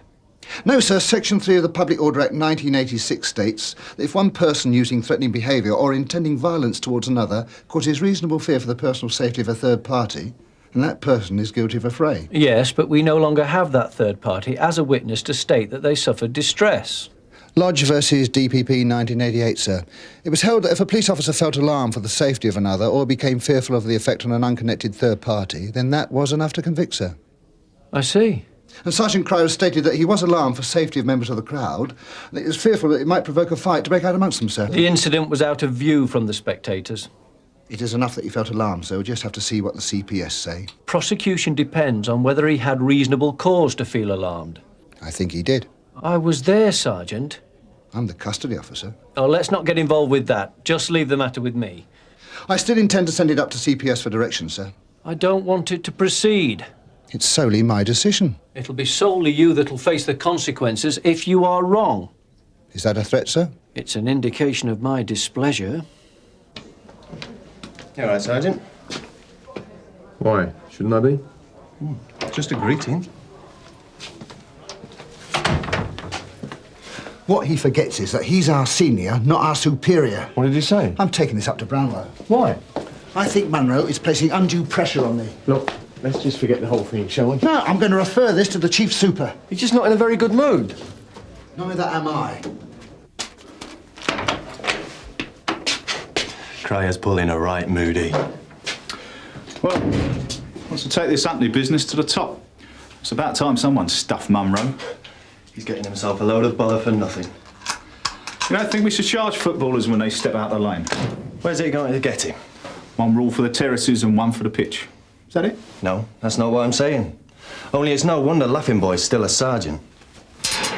You're talking to the wrong copper. Why make an enemy out of Brownlow, eh? Listen, pal, on this relief, you do better not to make an enemy out of Bob Cryer. Bob's your uncle, right? Yeah. Well, I'm not going to end my days as a Sunhill plod. Yes, all right. Come in. I'll get back to you, John. Hello, Alec. What can I do for you? Section 39(6) of the Police and Criminal Evidence Act 1986, sir. It states that where an officer, senior to the rank of custody officer, gives directions relating to a person detained in custody that's at odds with the action taken by the custody officer, the matter should at once be referred to yourself, sir. Take a seat, Alec.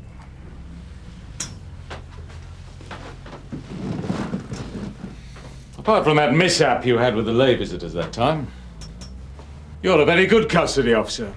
Wouldn't you agree? I did have that one grey day, sir, yes. Well, Mr. Munro knows his job just as well as you know yours. Are you aware of the case to which I'm referring, sir? Yes, I am. I see. I think the inspector has shown unnecessary interference, sir. Well, I feel that he was merely offering his advice. I see.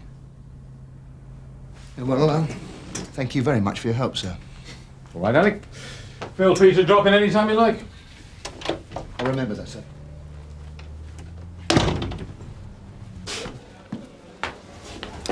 It's a conspiracy. Brownlow's got his hand up Munro's jacket. He's a puppet. What did you say to Brownlow, anyway? He didn't want to know. Munro's just doing his dirty work. If I wasn't at that football match to uphold the law, what was I there for, anyway?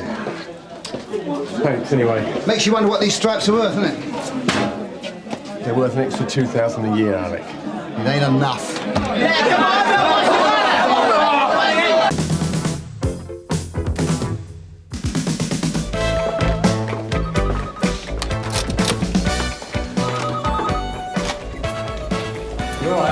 Yeah, I'm all right. Just about the obvious choice, I would have thought. Look, Greg hasn't got the experience or the nous. The action book needs a thinking detective. Greg thinks? Yeah, in straight lines. Look, it's not just been the office manager in there. You know that, Ted. There's 1,000 bits of information flying about in there, and one, just one, could be important. Now, I'd back you against Greg to spot that. That's why I want you in there. Also, it might give you a chance to prove a couple of things. Such as? Ted Roach can't handle responsibility, can he? Show him different. Detective Sergeant Ted Roach, sir. I think you met yesterday. Yeah, indeed. Have you run an incident room before, Ted? No, sir, but I've been involved in plenty. I'm sure I can do a good job. You were a bit uptight yesterday after you'd informed the mother. Well, we all get a bit uptight when a child's been murdered, don't we, sir? But don't let it get in the way. Clarity of thought, yeah? You get 72 hours to catch a murderer. After that, you're down to the long, hard grind and luck. And I'd prefer to catch this man now. I'm sure you could be in on the press conference if you really wanted to be, sir. Well, that's for Superintendent Meadows to ask for, not me. Excuse me, sir. Unfamiliar role for you, Ted? I think I've got something to offer, sir.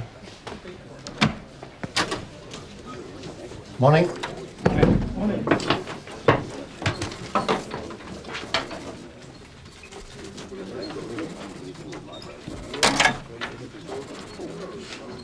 A decision has been made at command level to combine the investigation into the murder of Graham Butler with that into the murder yesterday of Jenny Price.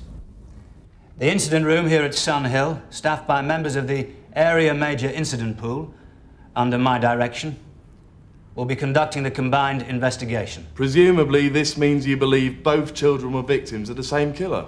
That's a possibility that hasn't been ruled out. Do you have any evidence at all so far? The forensic evidence is looking very promising. So an early arrest is expected? We're here to do a job. To catch the person who murdered Jenny Price. 2 dog hairs and 1 fingerprint on a plastic sack. We're whistling in the dark. Not if that fingerprint comes good. How's it going to come good? By belonging to a known child killer? Very likely. Listen, someone put her body in that sack. As slags have been known to change their habits. They escalate. I don't think so, Gov. Yeah. Well, you know the drill. Leave no stone unturned, no matter what's underneath. Wheel 'em in. Suits me. I'd rather screen out pervs than interview the parents. Jenny Price left her home in Leeworthy Road at 8:45 yesterday morning to walk to St Eunice's Junior School in Penrith Street. She never arrived.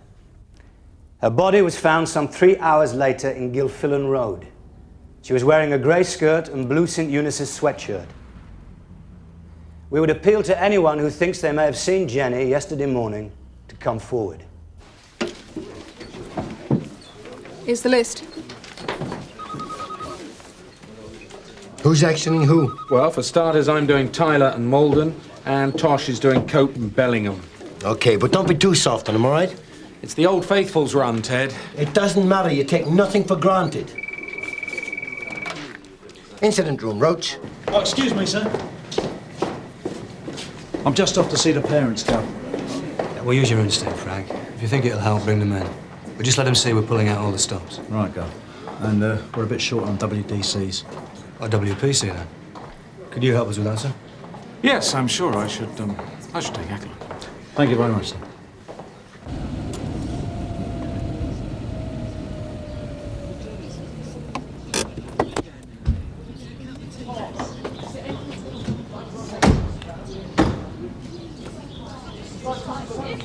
Bus stop's down the road, girls. Cut off, please. Just don't want to talk. Mrs. Price, Detective Inspector Burnside, Sun Hill. We spoke on the phone. D.I. Burnside. What are you going to make a full statement about this, will you? Haven't you got no kids of your own? Well, make a full statement. Does that thing work after it's been trodden on? Mrs. Price, what was Jenny like? Put him on a lead. Mrs. Price, can we just have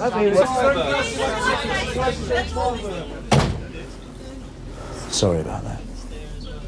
You should have told us you were being hassled. Don't make a lot of difference now, does it? Mr. Price? Yeah. Frank Burnside.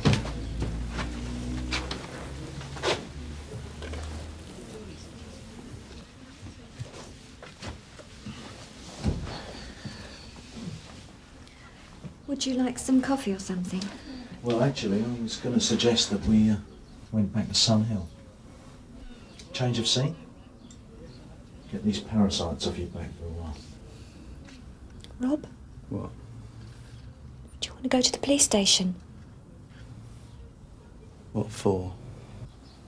Well, I will have to ask you a few questions. I understood it was okay with both of you. Well, the sooner the better, I think. Maybe a good idea to get out for a bit, Rob, eh? What's the point? She's dead.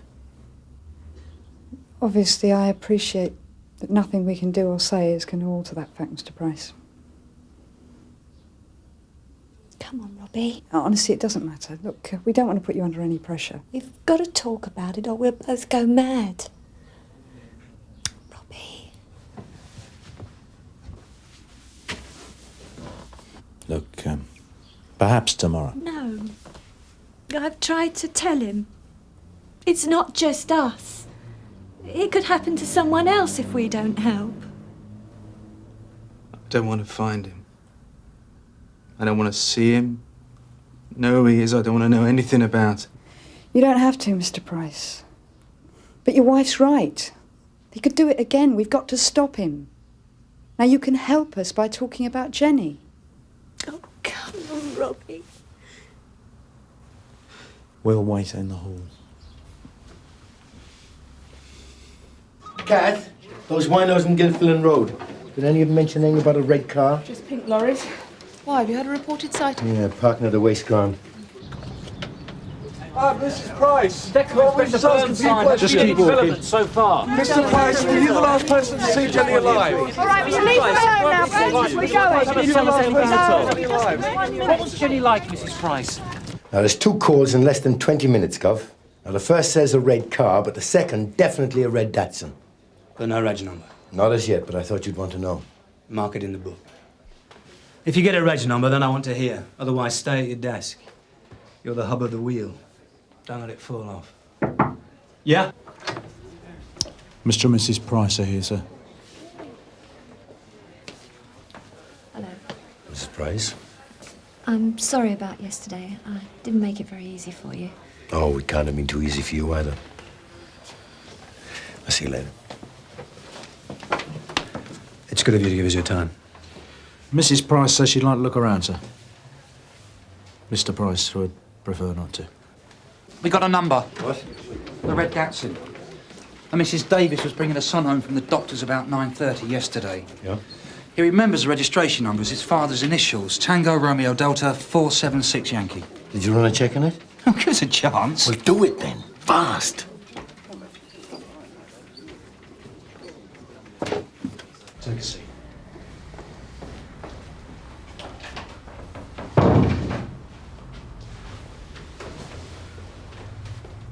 Coffee? Andrea shouldn't be long. Later, not today if you don't feel like it, I shall have to talk to you both individually, on your own. That's normal procedure. The registered owner of the vehicle's a local man. David Charles Kennedy, Rawminster Road Estate. I know Rawminster Estate, though, sir. It's got some very tricky walkways. It's easy to do a runner, especially into Cromont Road, and there's an alleyway at either end. You will definitely need TSG backup to close all the gaps. Thank you, Sergeant. You could circulate the reg number, please. Invite Mr. Kennedy in. Right, sir. TSG 212 for support. And don't forget the lockups at the back, Jim.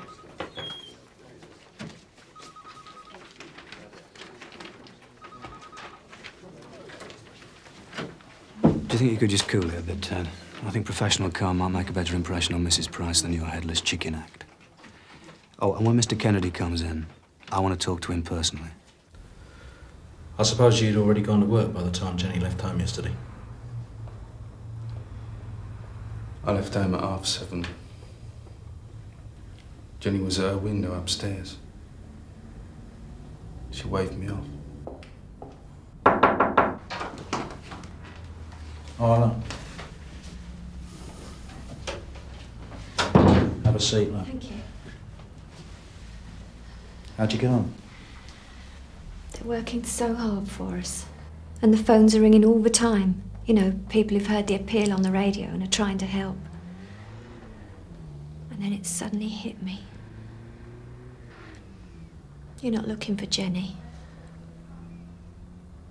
You're looking for the man who killed her. We'll find him. Believe me. Morning. DC Carver, Sunhill Police. We're looking for Mr. Kennedy. What for? Are you Mrs. Kennedy, love? No. But David Kennedy does live here. If you say so. Is he in? No. Well, maybe we could come in. No. Well, do you know where we could find Mr. Kennedy? It's very important that we speak to him. He's fixing the car. Where? On the estate? No. What about the lockup? I just said. He's not here. Well, where is he then? His brother's. Lunnis Road. Number? 20. Now, you wouldn't mess us about, would you, love?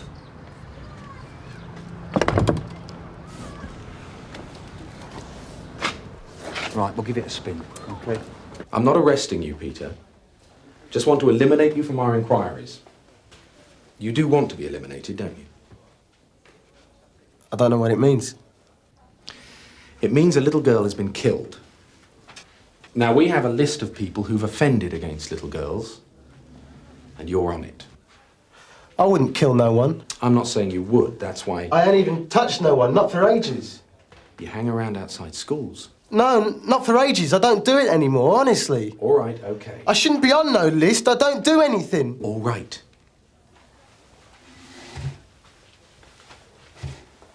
Now just calm down and tell me where you were yesterday morning. That's all I want to know. I was home. In bed. On your own? Yes. And what time did you get up? I didn't. You stayed in bed all day? Yeah. Were you ill? Peter? You're safe in bed. You don't get people looking at you. I shouldn't be on no list no more. Did anyone visit you? Yeah. Who? Simon. And who's Simon? My probation officer.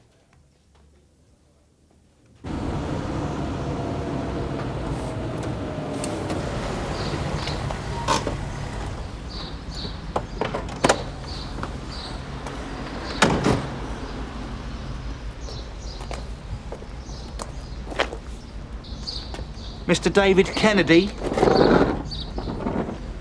Yeah? Jenny always walked to school alone, did she? Most days, yeah. I always used to take her, but this year she wanted to start going on her own. Growing up. It's only a 6 or 7 minute walk. And she never met any friends at all on the way? Not on the way to school, no. Does she always go the same way? Along Helford Road. Except Fridays. Sometimes on a Friday, she'd go via the corner shop on JC Grove. Buy a packet of crisps for a break. But she didn't go via JC Grove yesterday? Not as far as I know. Did she seem happy when she left home? Jenny was always happy. Come on, we're going home. It's got to be done. Not today, it hasn't. Yes. It doesn't have to be today, Andrea. As I said to you earlier, it's entirely up to you and Rob. Got to have a cup of coffee or something. Sure. No, it's all right. I'll go. If I had £1 for every time I've been pulled in here, I'd be a rich man. You weren't pulled, Mr. Bellingham. You agreed to come. Because I've got nothing to hide. I was expecting it, mind you. As soon as I heard it on the radio yesterday, little girl murdered, I thought, give them 24 hours, they'll be round. You shouldn't be such a scrote. We don't bother decent people. I suppose you bother the murderer much either. What makes you say that? Well, two of you talking to me? It doesn't exactly suggest hard evidence elsewhere, does it? What are you doing yesterday morning, from 8:45 onwards? Well, we'd had a bit of a booze up the night before. Adults only, naturally. So I never got up until gone 9. Then I went round the bottle bank, because I'm very eco-conscious. And then down the video shop, because they charge an arm and a leg if you keep the things for 2 days. Tasty, were they, the videos? Nah, very tame, actually. Not your usual party fare, then? Not the stuff for corrupting minors? I thought we were into murder today, not child abuse. What video shop? Zodiac Tape, Elidor Parade. Time? At the shop, about 10:30. Carla was serving, she'll remember. I left me wheelbarrow outside, of course. Wheelbarrow? Well, how else would I have got this kid to Gilfillan Road, eh? I don't drive. You know that. Get him out of here, Mike, before I stick him in a wheelbarrow.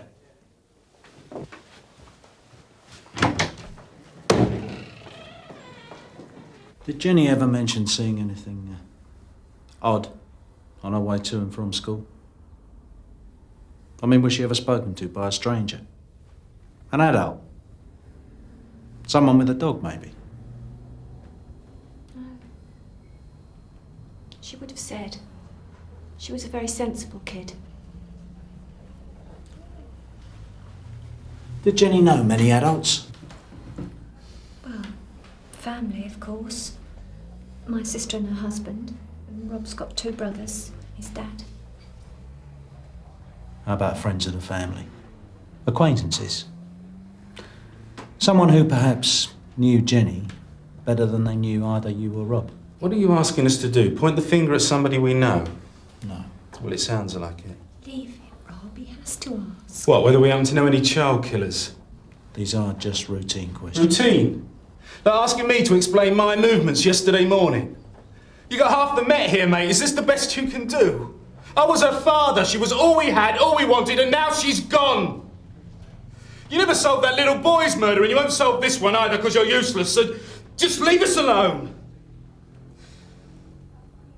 Rob, I can't know what you're feeling now. But I am trying to imagine. We do have many lines of inquiry open to us. I promise you. Jim, where the hell have you been?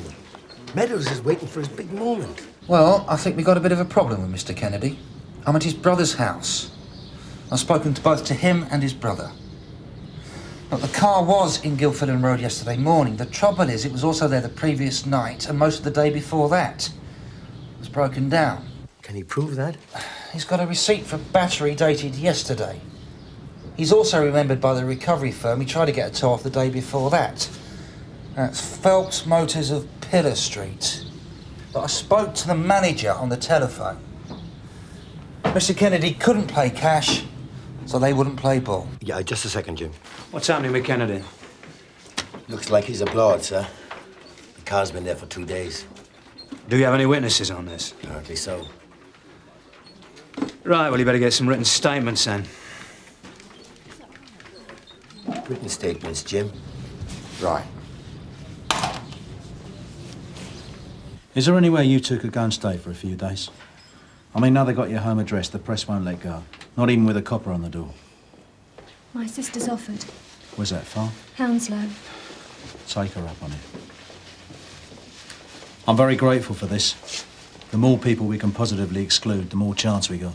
It's okay. Excuse me, sir. I'm wondering. The driver of the Datsun's no use to us. Apparently the car had just broken down in Gilfillan Road. Oh, great. Well, that doesn't leave us much to go on, does it? All right, thanks. We've eliminated the Datsun driver from our inquiries. I'll tell Mr. Meadows you're off now. He'll want to say goodbye. I don't want to go home. Pardon? I'd rather go straight to my sister's. Can I ring her? Yeah, sure. But, what about your stuff? Would you like someone to go and get it? Tomorrow. We had a promise on the fingerprints. No, sir, but I know it's a priority. Chase them up again, will you?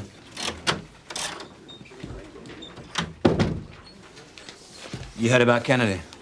Yes, sir. What about the prices? Well, I think they've had enough for one day, sir. Thought you'd like to see them before they go. And what do you reckon? Well, I've only had a preliminary chat. Haven't had either of them on their own for long. And what do you reckon? Price? No way, sir. Pity. Well, it would have been helpful, I suppose, if the parents had done it.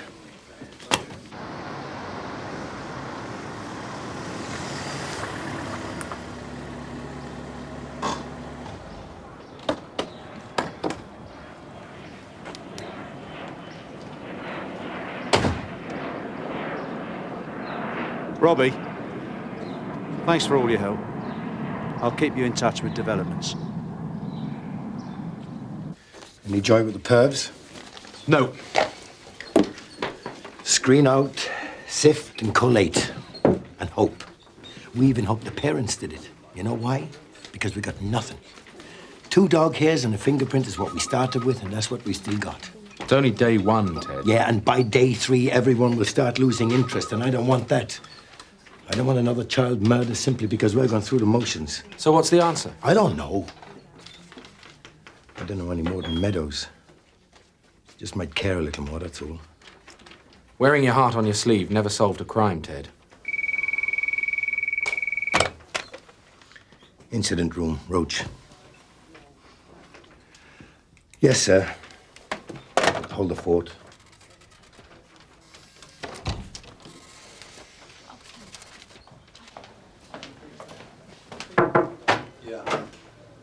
Ted. This is DS Paul Gavin. You'll be taking over the action book from tomorrow. Sir? Well, I did tell you you'd only be filling in, didn't I? No, sir, you didn't. Oh. Oh, well, anyway, Paul's been made available to me and we know each other's methods. So you can get back out on the streets where you feel more at home. I'll send Paul through in a minute for a quick update. Thank you, Ted. Sir?